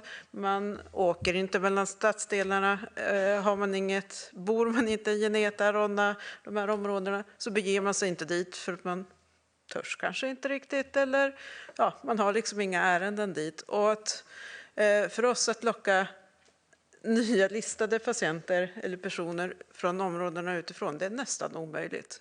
Och ni blev av med uppdraget för det fanns ett tak för, eller en undre gräns för hur precis, man måste patienter. ha minst 5 000 listade för att få ha det här uppdraget. Så det betyder att både vi och konkurrenten inte heller har det här uppdraget. För han har inte heller tillräckligt många listade av rent praktiska skäl. För att det just är väldigt svårt att, hur bra vi än är så vill man inte komma till oss av andra orsaker. Så. Ja. Men, och förutsättningarna, när vi pratar om förutsättningarna här, mer ersättning för vårdcentraler i utsatta områden, då får vi fler vårdcentraler. Tror vi det? Eller, alltså, jag antar att det är en av... Tycker du tittar på mig? Så jag tittar. Nej, men jag tror att man kan styra en del mer så. Jag tror inte det finns något facit exakt hur man ska rigga avtalen. Jag är väldigt glad att inte behöva göra det själv. Man kan skylla på någon annan. Nej, jag skojar bara. Nej, men jag tror att det som en sak som jag tror skulle behövas och som jag uppfattar också, att det också finns på ett väldigt glädjande sätt, det är en långsiktighet. Att det inte blir för ryckigt fram och tillbaka utan man kan liksom över partipolitiska skiljelinjer, över liksom olika delar av vården, olika delar av kunskapsstyrningen, att vi faktiskt kan gå ihop kring en del långsiktigt viktiga frågor. För det här är ju folkhälsa det handlar om. Det är inte partipolitik, det är inte primärvård, specialistvård, det är inte olika delar av HSF, kommuner och region, utan där behöver vi hitta en långsiktighet tror jag för att nå fram. Och sen behöver man skruva och vi kommer aldrig hitta ett perfekt system. Men låt oss försöka hitta en långsiktighet för då blir förutsättningarna lättare. Men hur ska ni locka de som ska jobba där dit om det är svårt med personalförsörjningen? Jag tror det handlar om jättemånga saker. Jag tror grundläggande förutsättningar är en del som inte går att komma runt, som jag redan har nämnt. Jag ska inte tjata mer om det. Sen tror jag att det ligger ju på arbetsgivarna inom vården, vårdgivarna, att faktiskt skapa en attraktiv arbetsmiljö på olika sätt. Värna medarbetarnas tid genom att se till att skapa enkla vårdresor för patienterna, minska tidsvinn, osmarta processer. Jag läste en av de få ledarskapsböcker jag läst. Huvudtemat var vården är fylld av fantastiska medarbetare som arbetar i otroligt dåliga system många gånger. Som vi ibland skapar åt oss själva. Ibland är det teknik vi måste utveckla. Ibland måste vi bara försöka lyfta blicken och försöka ta bort tidstjuvar för oss och patienterna. Anders? Får jag komplettera här? Jo, men det är bra. Men jag tänker så här också att vi måste ju framhålla det som faktiskt har gått väldigt bra då. Det här är väl, alltså den här rapporten tycker jag också man ska ta som en intäkt för att vissa saker fungerar väldigt bra. Och det kardiovaskulära, om vi bara tittar på det, där finns ju saker att lära. Så på 20 år så är det hälften så stor risk att få hjärtinfarkt som det var för 20 år sedan. Då. Och får du en hjärtinfarkt så är dödligheten hälften mot vad den var. Det har hänt många saker där. Och en nyckel är att vi har förstått vad riskfaktorerna är och att vi kan jobba på många olika sätt med mediciner, med tekniker och så vidare. Och då kommer man åt ett sånt där område väldigt vackert. Då. Och när någon frågar vad får man för pengarna? Ja, men jag tycker man kan visa en sån utveckling. Den är ganska enastående faktiskt. Ja, och vi ska också gratulera varandra över den utvecklingen, alla som jobbar i hälso- och sjukvården och med folkhälsa, att det går att göra väldigt remarkabla förändringar på förhållandevis kort tid. Men då, om vi då tittar på, som ni lyfte, ont i nacken. Vi har ingen aning egentligen, vad finns det för riskfaktorer som kan förebygga, alltså vad är det för effektiva metoder som förebygger riskfaktorer som gör att man inte utvecklar det här tillståndet då, som ju då upp till 20% av kvinnor har i vissa åldrar och så. Det är ju där vi behöver evidensen då. Men låt oss lyfta framgångarna lite grann också för att locka personal till vården. Att lyfta framgångar, det lockar personal till vården och om vi skulle rikta dem ännu mer då till att jobba i primärvård i utsatta områden. Är det positiva nyheter man behöver där också eller behöver vara... Ja, man behöver visualisera de spännande utmaningarna på ett väldigt konkret sätt tror jag. Det brukar stimulera de flesta. Jag känner att jag inte har tagit in publiken ordentligt. Är det någon som vill... Varsågod. Du får gärna presentera vem du är och vad du kommer. Jag heter Kerstin Malmqvist, sitter i primärvårdsnämnden, är socialdemokrat. Anna där, jag tyckte det var jättespännande det du sa här nu, det fick en konkurrent. Går det att vara djärv liksom och istället för att konkurrera, samarbeta? Alltså kan man fixa och trixa med avtal och sånt där? Det är alltså sånt att man är djärv där och inte sitter där då på varsitt håll och kuckelurar. Ja, i den bästa världen skulle man väl kunna göra det. Men det, som avtalen ser ut nu så är vi väldigt beroende av våra listade patienter. Det är där inkomsten är så att säga. Och då att samarbeta med, alltså det är klart att vi försöker samarbeta men det blir någonstans ändå en samarbete med förhinder lite grann för att man inte vill sno varandras patienter. Så är det. Någon mer som vill komma med inspel? Varsågod. Ja, men hej. Anna Sund från Svenska Röda Korset. Jobbar med hälsofrämjande och social hållbarhet. Jag tänker lite på det du var inne på, Anton, där med kunskapsluckor inom vissa grupper då. Och också det som vi var inne på med samverkan. En av våra stora insikter från arbete under pandemin, det var att vi såg att vi hade väldigt stor nytta av befintliga relationer ute i utsatta områden. Både för att få ut till exempel information om vaccination som inte nått ut till vissa grupper. Och lärdomarna är då att försöka bygga upp förtroenden och relationer liksom innan det är skarpa lägen och att innan vi behöver gå ut med undersökningar och få information och liksom titta på vad kan vi använda som redan är befintligt? Alltså vilka aktörer når redan målgruppen? Vilka har relationer uppbyggda? Och det kan jag också titta på från tidigare arbete i utsatta områden. Det hade uppdrag att bygga upp hälsofrämjande verksamhet hos barnfamiljer. Att det som gjorde att vi fick kontakt, det var framförallt att vi använde redan aktörer då som skola som hade förtroende, så att när vårt budskap väl kom, vill ni vara med på det här, kom på våra aktiviteter, då hade vi redan ena foten i dörren på grund av det förtroendet som redan fanns. Så det tror jag liksom är en form av samverkan utöver, liksom utanför gränserna. Att vi ska tänka liksom lite kreativt framöver. Det tror jag. Så. Och vilka krokade Röda Korset arm med under det här arbetet? Om man tittar då under pandemin så var det ju då, vi har väldigt många lokala organisationer ute i landet. Jag jobbar då på tjänstepersonsorganisationen. Men det är ju tack vare de som redan har till exempel cykelskola, läxläsning, matkassutdelning, fikaträffar. Så att de befintliga verksamheterna, och de har ju i sin tur lokala nätverk med många olika aktörer. Så att säga. Det kan ju vara olika religiösa samfund, bostadsbolag och så vidare. Så att, jag tror på att titta lite på det, och vi kan snacka lite, Anton, inför nästa undersökning. Jag skojar. Men tack. Ja, men du tänker också för att även i en befolkningsundersökning att de ska nå ut bättre. Ja, i den hälsofrämjande verksamheten som jag jobbade med för några år sedan så hade vi utvärdering och gjorde forskningsprojekt för att visa liksom att det gjorde nytta. Och då var det väldigt mycket inblick och mycket insikter. Liksom att, det var lite tidskrävande. Vi behövde sitta där och förklara, vara noga med varför behöver vi ställa de här frågorna. Vad ska det leda till? Jo, det kommer få vara anonym, och det här kommer det inte leda till, och det här kommer det leda till, och så vidare.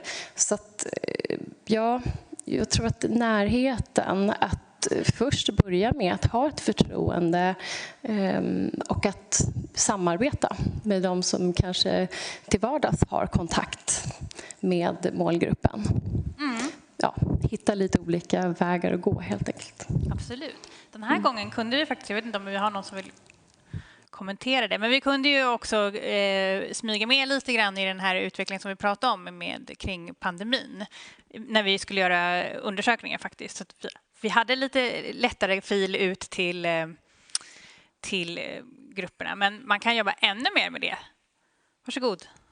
Ja, jättebra inlägg. Det är ju så, den beredning där jag är ordförande, vi är ju den som också delar ut pengar till civilsamhällets organisationer som jobbar just med folkhälsa och förebyggande insatser. Och det är ju en jätteviktig del i vårt folkhälsoarbete ur många olika aspekter. Och den delen du var inne på som handlar om så här tillit, den tar ju också rapporten upp. Att det är ju ett problem hur minskad tillit till myndigheter också påverkar folkhälsan. Och man ser att de med lägre utbildning har mindre tillit, de som är födda i ett annat land än Sverige har mindre tillit. Och om man tänker på världssituationen just nu med det finansiella läget och räntor som skenar och inflationen, så är ju också liksom den ökade ekonomiska utsattheten är ju någonting som också påverkar tilliten till samhället och därmed försämrar folkhälsan. Så att civilsamhället kan göra jättemycket där genom sina insatser. Men sen finns det ju så många fler delar. Alltså det är också ensamhet, tar ju den här rapporten upp. Civilsamhället superviktigt. Och också liksom bara det att ha en aktiv fritid. Att man får mer fysisk aktivitet. Så att, jätteviktig del.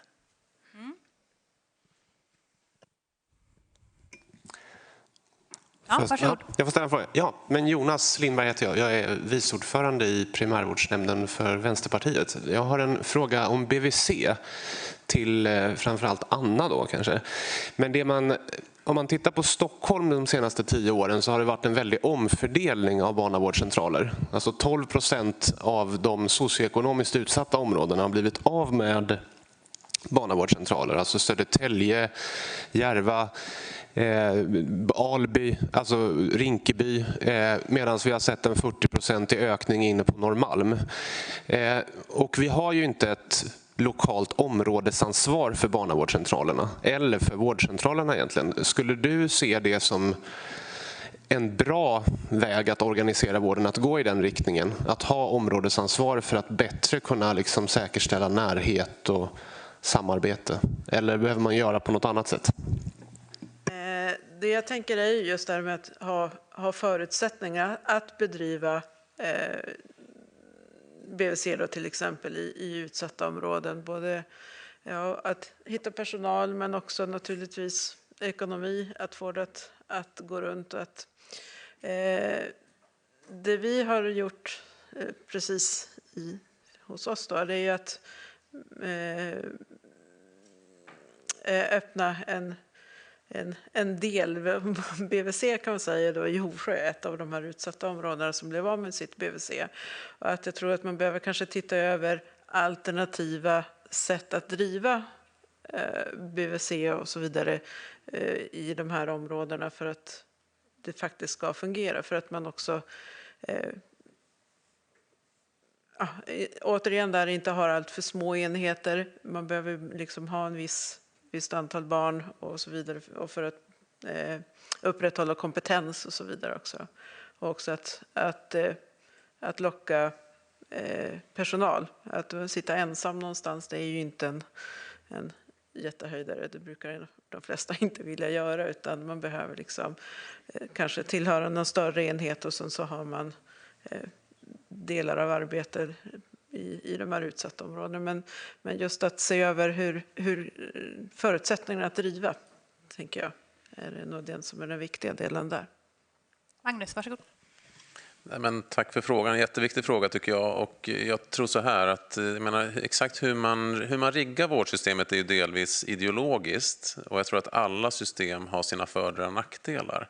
Och jag tänker i alla fall att det är viktigt att vi är medvetna om det och det system som man väljer politiskt, att vi ser till att kompensera för de baksidor som finns av det systemet. Och jag menar, en del som vi redan har pratat om här är ju i fria vårdval som säkert har många fördelar, jag är inte inne i de diskussionerna. Men att kompensera så att man får till en spridning i de områdena, det är ett sätt att kompensera för en potentiell svaghet i det systemet. Så att jag tror, oavsett liksom ideologi så tror jag man måste vara vaken för att det finns för- och nackdelar, det finns inga perfekta system. Och låt oss försöka kompensera för de system som gäller och har valts fram politiskt så att säga. Fredrik, du ville komma in här. Du var tillbaka till en annan fråga. Om det var fler här så kanske de ska ta ordet före, annars tänkte jag hoppa tillbaka. Ja.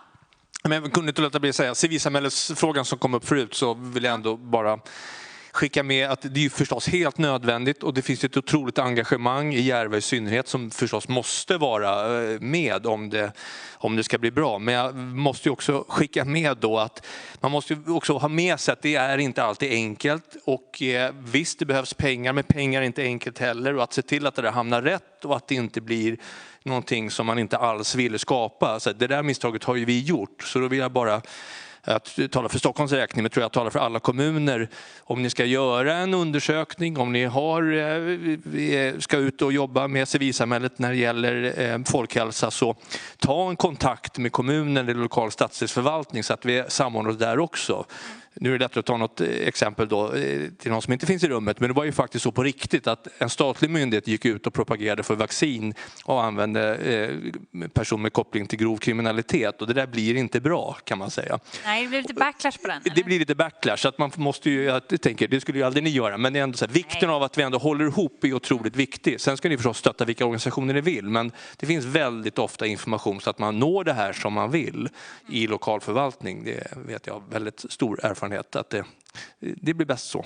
Ja, konkret nytta av liksom det här, ett samarbete på lokal nivå. Vi ska ut till stadsdelsnämnder, kommundelsnämnder.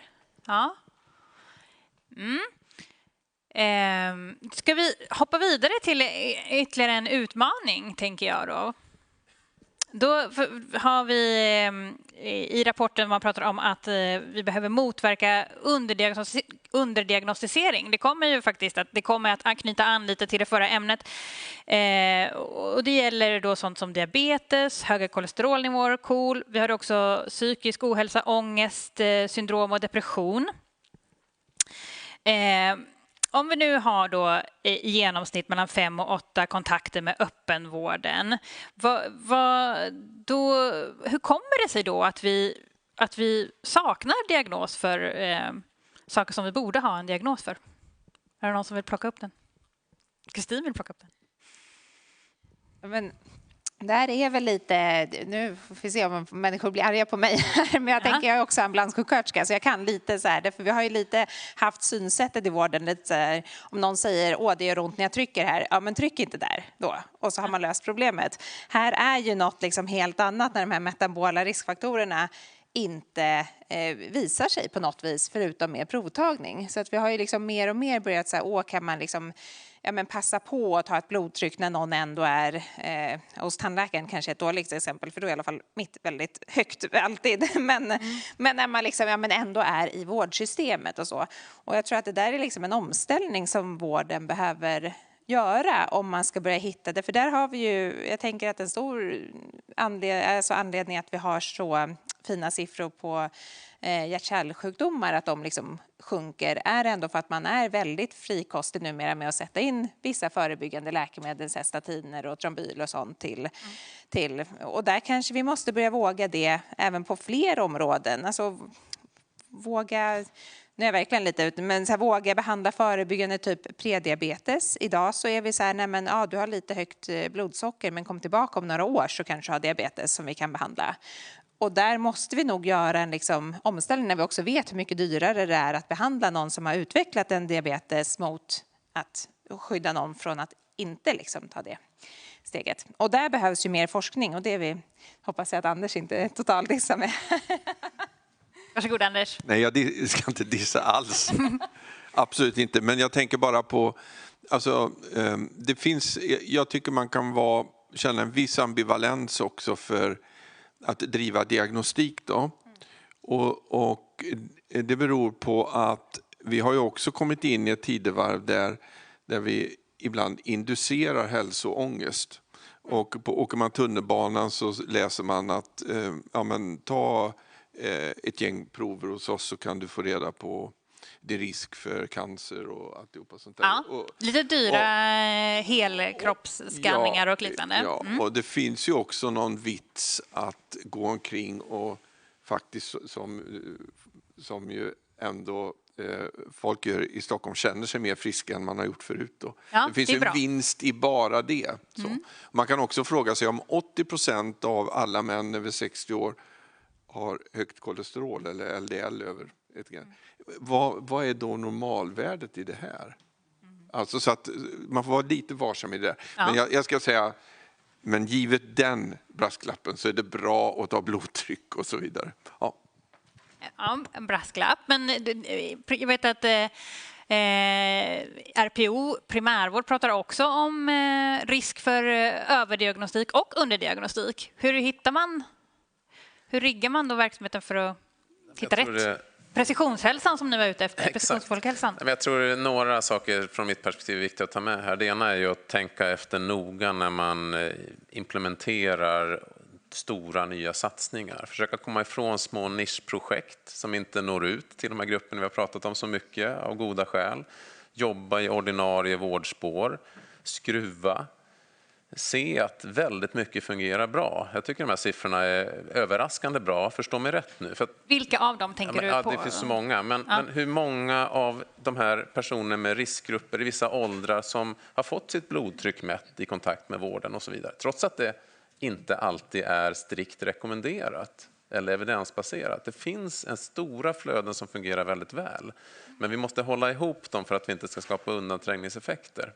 Så att, jag tycker, och det andra som jag tänkte säga, diagnostikfrågan. Diagnostik är inte allt, men diagnostik är viktigt. Och när man sitter då som, i mitt fall som allmänläkare, de flesta patienter som är lite äldre har ju ett flertal olika sjukdomar och nästan alla har flera riskfaktorer. Så att man gör ju mer för patienten än det man rapporterar i diagnoser, så är det ju. Vi missar väldigt mycket. Och det är tänker du på då? Om du skulle liksom man har koll på att njurarna inte var perfekta. Det står i labblistan, men man satte inte en njursviktsdiagnos, till exempel ett klassiskt exempel där siffrorna är väldigt låga. Sen tror jag med det sagt att det finns en poäng med att faktiskt sätta diagnosen, så vi jobbar ganska mycket med det. Ja, varför då? Dels för att signalera till regionens politiker och HSF vad primärvård är. För det blir ju tydligt när man visar det i registren, så att säga. Och det andra faktiskt, att jag som läkare eller sjuksköterska, när diagnosen ploppar upp i journalen, då kopplar jag till de vårdprogram jag har lärt mig i skolbänken. Plus att de här digitala beslutsstöden som introduceras snabbt nu, som bygger på patientens journaldata, får mycket lättare att jobba när vi har strukturerad data i journalen, där diagnoser är en del. Så att det finns skäl att bättra på diagnossättningen, men det är långt ifrån hela sanningen av vad vi gör, så att säga. Men jag inbillar mig också att diagnosen kan vara viktig för att få en behandling. Absolut, men det är ofta så. Jag tittar på till exempel hur många av de äldre som känner sig att de har ett psykiskt dåligt mående har fått en diagnos. Ja. Vi vet samtidigt att väldigt, väldigt stora andel av de äldre står på SSRI-preparat mot depression och ångest. Kanske för många, om man ska vara ärlig. Ja. Så att det finns alltid olika delar i de här datan som man bör bedöma sammanhängande, tänker jag. Karin? Ja, jag vill lägga till en sak som egentligen kanske Kristin borde säga, men jag kan ta den bollen. Och det är ju att vi har ju ett helt nytt fokus på primärvård nu sen den här mandatperioden drog igång. Att vi ska öka andelen av pengarna som går till sjukvård, ska gå till primärvården. Att införa fast läkarkontakt. Allt det här, det är ju för att också få en bättre kontinuitet som förhoppningsvis då minskar under diagnostiseringar och andra strukturella problem som finns inom vården. Där ser man ju också hur när man sen kanske har telefonkontakt eller digital kontakt, så är det också lättare att ge rätt råd om man har träffat patienten tidigare och har den förkunskapen. Om man själv har dikterat journalanteckningarna så att man förstår vartenda ord och att man inte behöver läsa andras hela tiden. Så att det finns väldigt många fördelar, och det är ju en stor förändring i Stockholm som vi håller på med nu. Och regionalt programområde. Ni pratar ju också om mål, eller vad man ska säga, fokusområden. Ni hade 4. Vad innebär det någonting? Att man kan få vara med och prioritera på något sätt, eller liksom stötta primärvården i den här frågan? Men vad ska man då sikta in sig på för att det ska bli rimligt? Ja, men det är en helt central fråga. Jag brukar ju liksom lyfta fram det här begreppet jävsprövad sakkunnig. För jag tror det finns många viljor, det finns många åsikter. Men kan vi hitta ett samspel mellan region, kommun, sakkunniga och vårdgivare där vi kan enas om ett antal fakta, ett antal grundfakta som vi kan utgå ifrån och bygga systemet kring, täcka igen de luckor som finns i olika sätt att rigga systemet, så tror jag vi har kommit väldigt långt. Och där tror jag kunskapsstyrningen, jag ska vara lite internkritisk mot kunskapsstyrningen, så den är också byggd utifrån vårdens stuprör. Och där har vi en ganska stor hemläxa att göra i att faktiskt prata ihop oss och komma överens om de här prioriteringarna. Man kan inte göra allt hela tiden. Och väldigt mycket av de här siffrorna ni visar bygger ju också på att man hela tiden höjer ribban. För vad är ett blodtrycksmål, vad är lämpligt kolesterolvärde och så vidare och så vidare. Och det är ju bra. Högt kolesterol är inte detsamma, det är hela tiden, utan det är... men man tenderar minst att höja ribban hela tiden. Och då, det är ju bra så att säga med höga målsättningar, men man måste också få ihop helheten, och någonstans kommer prioriteringen in. Och där tror jag vi behöver hjälpas åt betydligt bättre än vad vi gör faktiskt på helheten.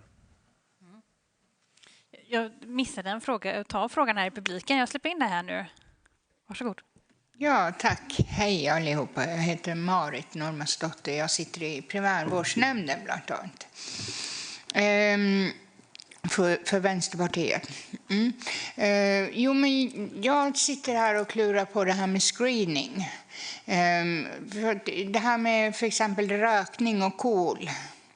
När man kommer till sin läkare och man uppger att man är rökare, det skulle ju vara väldigt lämpligt, tänker jag då, kanske skicka iväg en till en spirometriundersökning om man är rökare och har rökt länge, för att liksom kunna upptäcka de här fallen med KOL för exempel.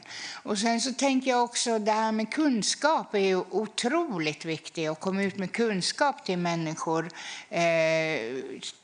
vad effekten på ens hälsa de olika saker har, och på att göra det på ett tydligt sätt och ett respektfullt sätt också med övervikt och så. Att man verkligen börjar att informera folk. För jag tänker väldigt mycket, vi som har levt i Sverige i väldigt många år, vi har ju liksom varit med på den här resan med kunskap, höjning runt rökning och allt sånt. Men kommer man som nyanländ så kanske man inte har samma kunskaper om vad rökning kan åstadkomma och så. Och det tänker att det kanske är en viktig bit. Och så, jag skulle gärna vilja höra lite resonemang runt omkring det här ifrån både primärvården och kommunerna och så. Sen så tänker jag också en utmaning med folkhälsa är ju det här med att saker som kan vara kostnadsdämpande för regionen men stärker folkhälsan är kostnadsdrivande för kommunen, och där behöver man på något sätt hitta ett forum för att kunna samverka, tror jag. Men ja, jag ska sluta prata. Så. Ska vi börja med Ja, gör det. kunskapsspridning, kommun, primärvård? Jag pratar så mycket, jag vet inte om jag vågar ta ordet igen, men ingen annan hög det. Så att, nej, men det är precis som du säger, jag tror det är jätteviktigt. Dels det här att inrikta insatserna olika beroende på vem man har framför sig, eller den befolkning man har framför sig, för behoven ser olika ut. Sen vad gäller screening så tror jag att där finns det ju ganska tydliga riktlinjer för vad vi bör göra hos personer med olika symptom som kan tyda på en sjukdom, eller screening av hela befolkningen, kan vara cancer eller annat. Och där tror jag man ska vara ganska stringent på att liksom utgå från befintlig vetenskap. Vad ska vi göra? Var skapar vi tillräcklig nytta för kostnad eller medikaliseringsrisk för olika undersökningar? Ralf som sitter i bak kan mycket om det där på cancerområdet. Det är ju liksom det är en väldigt fin vetenskap för vad man ska göra och inte, så att vi inte heller börjar göra saker som bara tar kostnader, drar resurser och inte gör tillräcklig nytta, som vi borde lägga resurserna någon annanstans. Men jag menar, det är som du säger, rökningen är ett fortsatt stort problem och KOL är underdiagnostiserat. Vi kan göra det bättre. En del återigen, det kanske, jag tror mycket på det här personliga, strukturella förutsättningar. Men jag kan inte låta bli att nämna de här digitala stöden. För sitter man på en vårdcentral och har att hantera ett antal tusen patienter med flera tusen diagnoser per år, ganska höga tempon, många beslut att fatta vid varje möte, så är bättre beslutsstöd faktiskt, tror jag, otroligt viktigt framåt. Där det plingar till lite försiktigt nere i hörnet på journalen att den här patienten är kanske just 40 år och har rökt i 10 år enligt någon tidigare anteckning som det tar 20 minuter att hitta om man ska läsa det manuellt. En liten påminnelse, det kanske är läge att göra en snabbmätning av lungfunktionen. Så att, det är en bra tanke. Har vi någon i publiken eller här i panelen som vill tillägga någonting? Varsågod Fredrik. Ja, men kort eftersom kommunen nämns, jag tänker sen när vi pratar screening över underdiagnostisering, så tänker jag att det är otroligt viktigt att den här diskussionen avgörs här. Ni kan vården och vad som är, så att vi inte gör någonting som inte är rätt, eller att vi hittar på någonting. Däremot så kan vi erbjuda arenor för alla grupper, och det är klart att det finns ju säkert skäl att titta på, apropå samverkan igen. Hur nyttjar vi de arenorna? Vi möter ju unga och äldre och alla däremellan på olika sätt på idrottsplatser, och vi är ute på krogarna och pratar både rökning och knark, så det finns ju oerhört många möjligheter. Men då måste vi få en tydlig riktning från er så att vi hamnar rätt i det. Sen så, och det där kan ju ni säkert bättre också. I rapporten så nämns ju också då att det är ett antal utsatta grupper som verkligen påtagligt har sämre hälsa. Nu nämns ju nyanlända och hemlösa, hbtqi, asylsökande nämns ju i rapporten. De möter vi också, och där tror jag ju verkligen att det finns skäl att se på hur vi riktar. Det är ju inte i vårt uppdrag när vi tar emot nyanlända. Alla kommer till oss, men det är ju jobb- och bostadsspåret som vi ansvarar för. Sen finns förstås ibland kopplingar till era verksamheter, men det tror jag säkert man kan utnyttja mera. Och ska jag spetsa till ytterligare så är det nog en växande fråga för oss i den just nu kanske allra mest trängande frågan. Skjutningar, sprängningar, grova kriminaliteten, så är det ju vår upplevelse att depression och ångest finns hos nästan alla de här unga killarna som det handlar om. Men där tror jag, eller vet, där är en diskussion som vi redan har tagit mer. Alltså där är jag nog ganska säker på att vi måste göra mera för hur vi kommer åt det där på ett bättre sätt. Så att det är både det allmänna och det väldigt specifika, så klart att det är bara att slå ett slag för samverkan igen. Tack. Anders? Bara väldigt kort om lungcancerscreening, för att lungcancer ökar ju hos kvinnor i rapporten. Och där vet ni att där i Region Stockholm pågår en studie om precis det, det vill säga rökande kvinnor som ska genomgå mammografi erbjuds då. Alltså rökande kvinnor, så man får veta det när de kommer på screening, eller man erbjuds screening. En CT-undersökning då, vid en viss ålder, och rökande kvinnor. Och redan av preliminära data tror jag kommer göra det, att det kommer bli en systematisk screening på det där. Tack. Har vi något mer härifrån publiken på det här temat, eller ska vi ta oss an ytterligare en utmaning lite kort i alla fall? Lite kort. För jag tänkte, vi har pratat lite prioriteringar, vi har pratat evidens, och vi vet att det är någonting som hela tiden växer. Det kommer alltid mer forskning. Men det här med utmönstring av metoder som inte är så effektiva eller är ineffektiva. Hur tar man det, tänker jag? Det är väl en fråga för programområden och vården och så vidare. Hur bra är vi på det idag?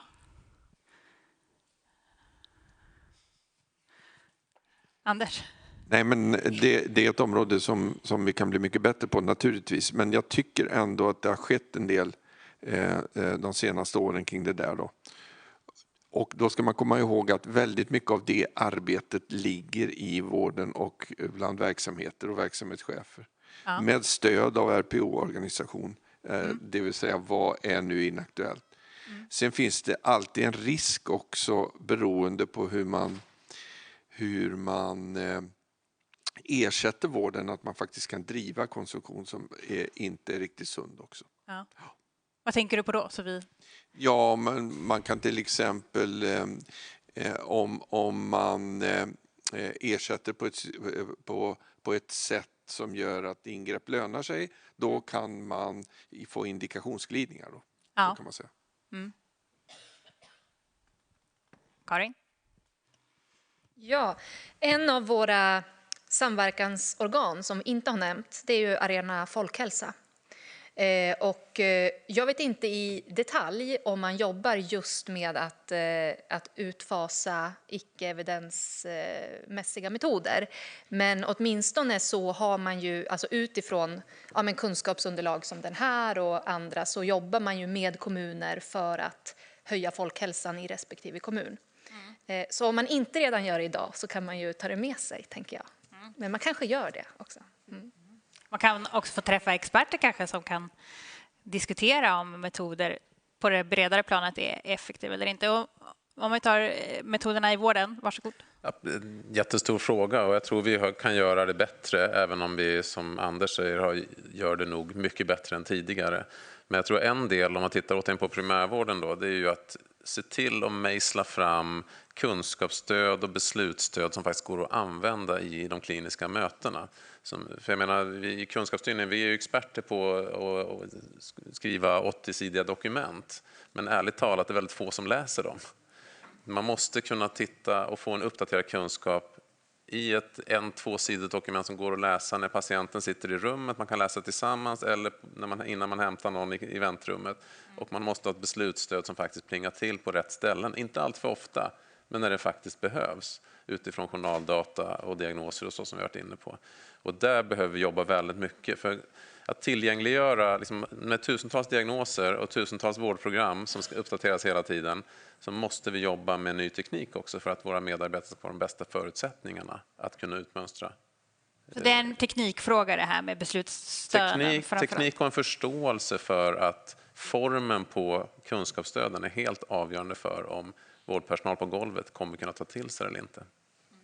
Och är det då så att vårdprogrammet i sig gör att man helt enkelt väljer rätt saker och per automatik slutar med ineffektiva, eller är det liksom aktivt? Det är en bra grund i alla fall, att kunskapen är tillgänglig. Sen skulle jag vilja lyfta faktiskt en verksamhet här som inte har nämnts, men som jag tror är både evidensbaserad och väldigt uppskattad. Det är ju informationsapotekare, informationsläkare som numera utgår från Akademiskt primärvårdscentrum till med uppsökande verksamhet till vårdcentralerna.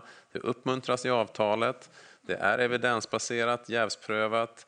primärvårdsanpassat, liksom väldigt, väldigt uppskattat och väldigt adekvat information som jag vet att det pågår en diskussion om att förstärka den verksamheten också.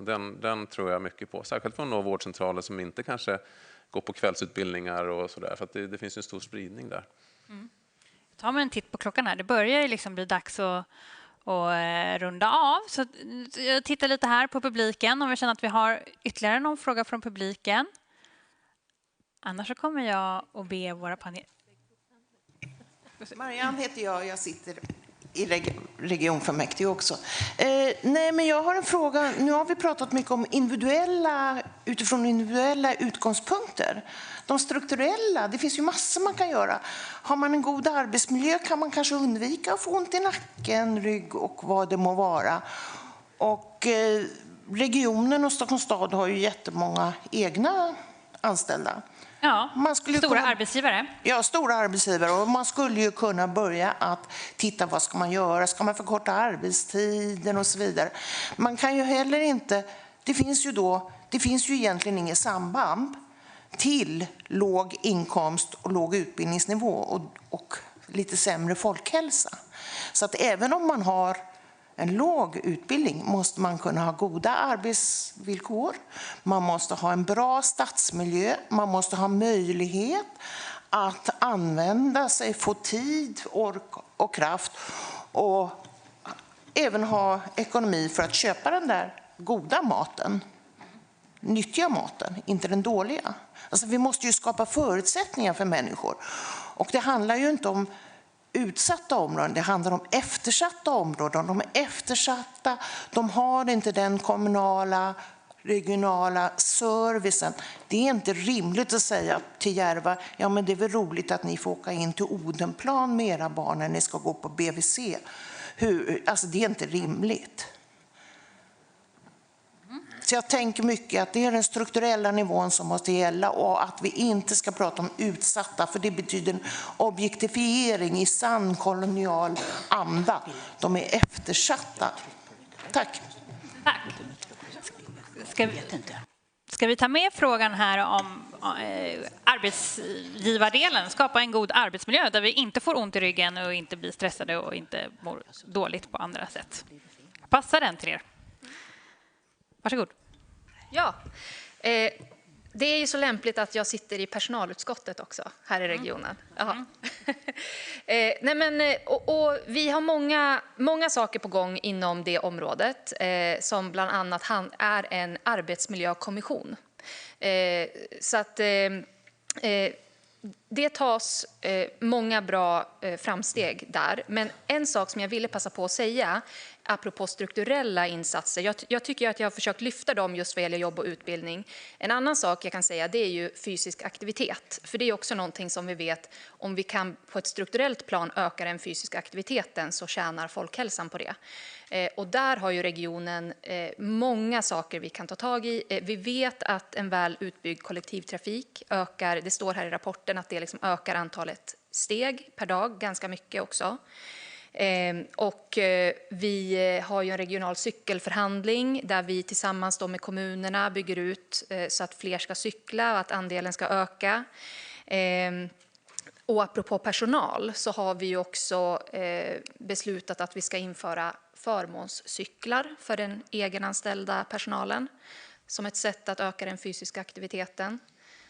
Så att, men ja, mobilitet och samhällsbyggnad, där är liksom regionen ihop med kommunerna har en jätteviktig roll för att bygga. Det står också om parker i rapporten, att nya parker eller ökad kvalitet på parker, att det fördubblar antalet aktiva besökare. Så att man kan vinna jättemycket på bra samhällsbyggnad.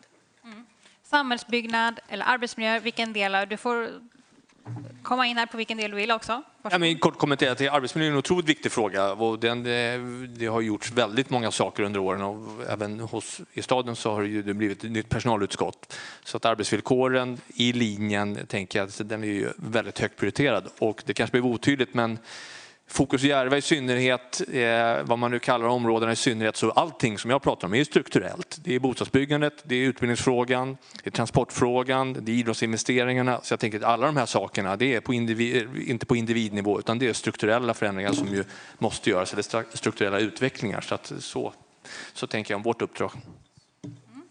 Och då låter jag några av er summera den här tillställningen. Helt enkelt fråga Anders, vad tar du med dig?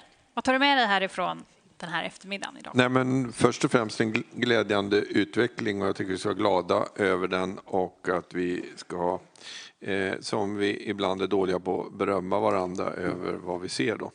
Sen har vi stora utmaningar kvar naturligtvis. Men det är ett jätteintressant område och vi behöver göra det med precision. Kristin, varsågod. Ja, men, jag tar ju verkligen med mig, den här folkhälsorapporten är ju fantastisk att ha med sig i allt, för det styr ju, eller borde styra ännu mer egentligen också, hur vi arbetar med alla, ja, men med våra avtal och med hur vi ser att vården kommer till. Vi har ju, ja, men det vi har hört om här idag, det här med, ja, men förtroende för vården. Då här krävs det att alla hör till en vårdcentral. Det håller vi på att införa nu till exempel, så här med passiv listning kallas det, att alla invånare hör till en vårdcentral. Men jag tar verkligen med mig också, ja, med goda diskussioner och medskick här från publiken. Så jättetack. Tack. Och innan jag tackar alla medverkande idag vill jag bara säga att ni får jättegärna stanna kvar här en stund med oss. Utanför föreläsningssalen så finns förstås folkhälsorapporten. Här finns också QR-koder som man kan beställa hem om man vill ha väldigt många. Det finns snittar, det finns vatten och det finns möjlighet att surra vidare. Och med det så vill jag rikta ett stort tack till våra talare idag. Till alla er i panelen, jättestort tack. Och till er i publiken, tusen tack för att ni var med och för att ni var så aktiva.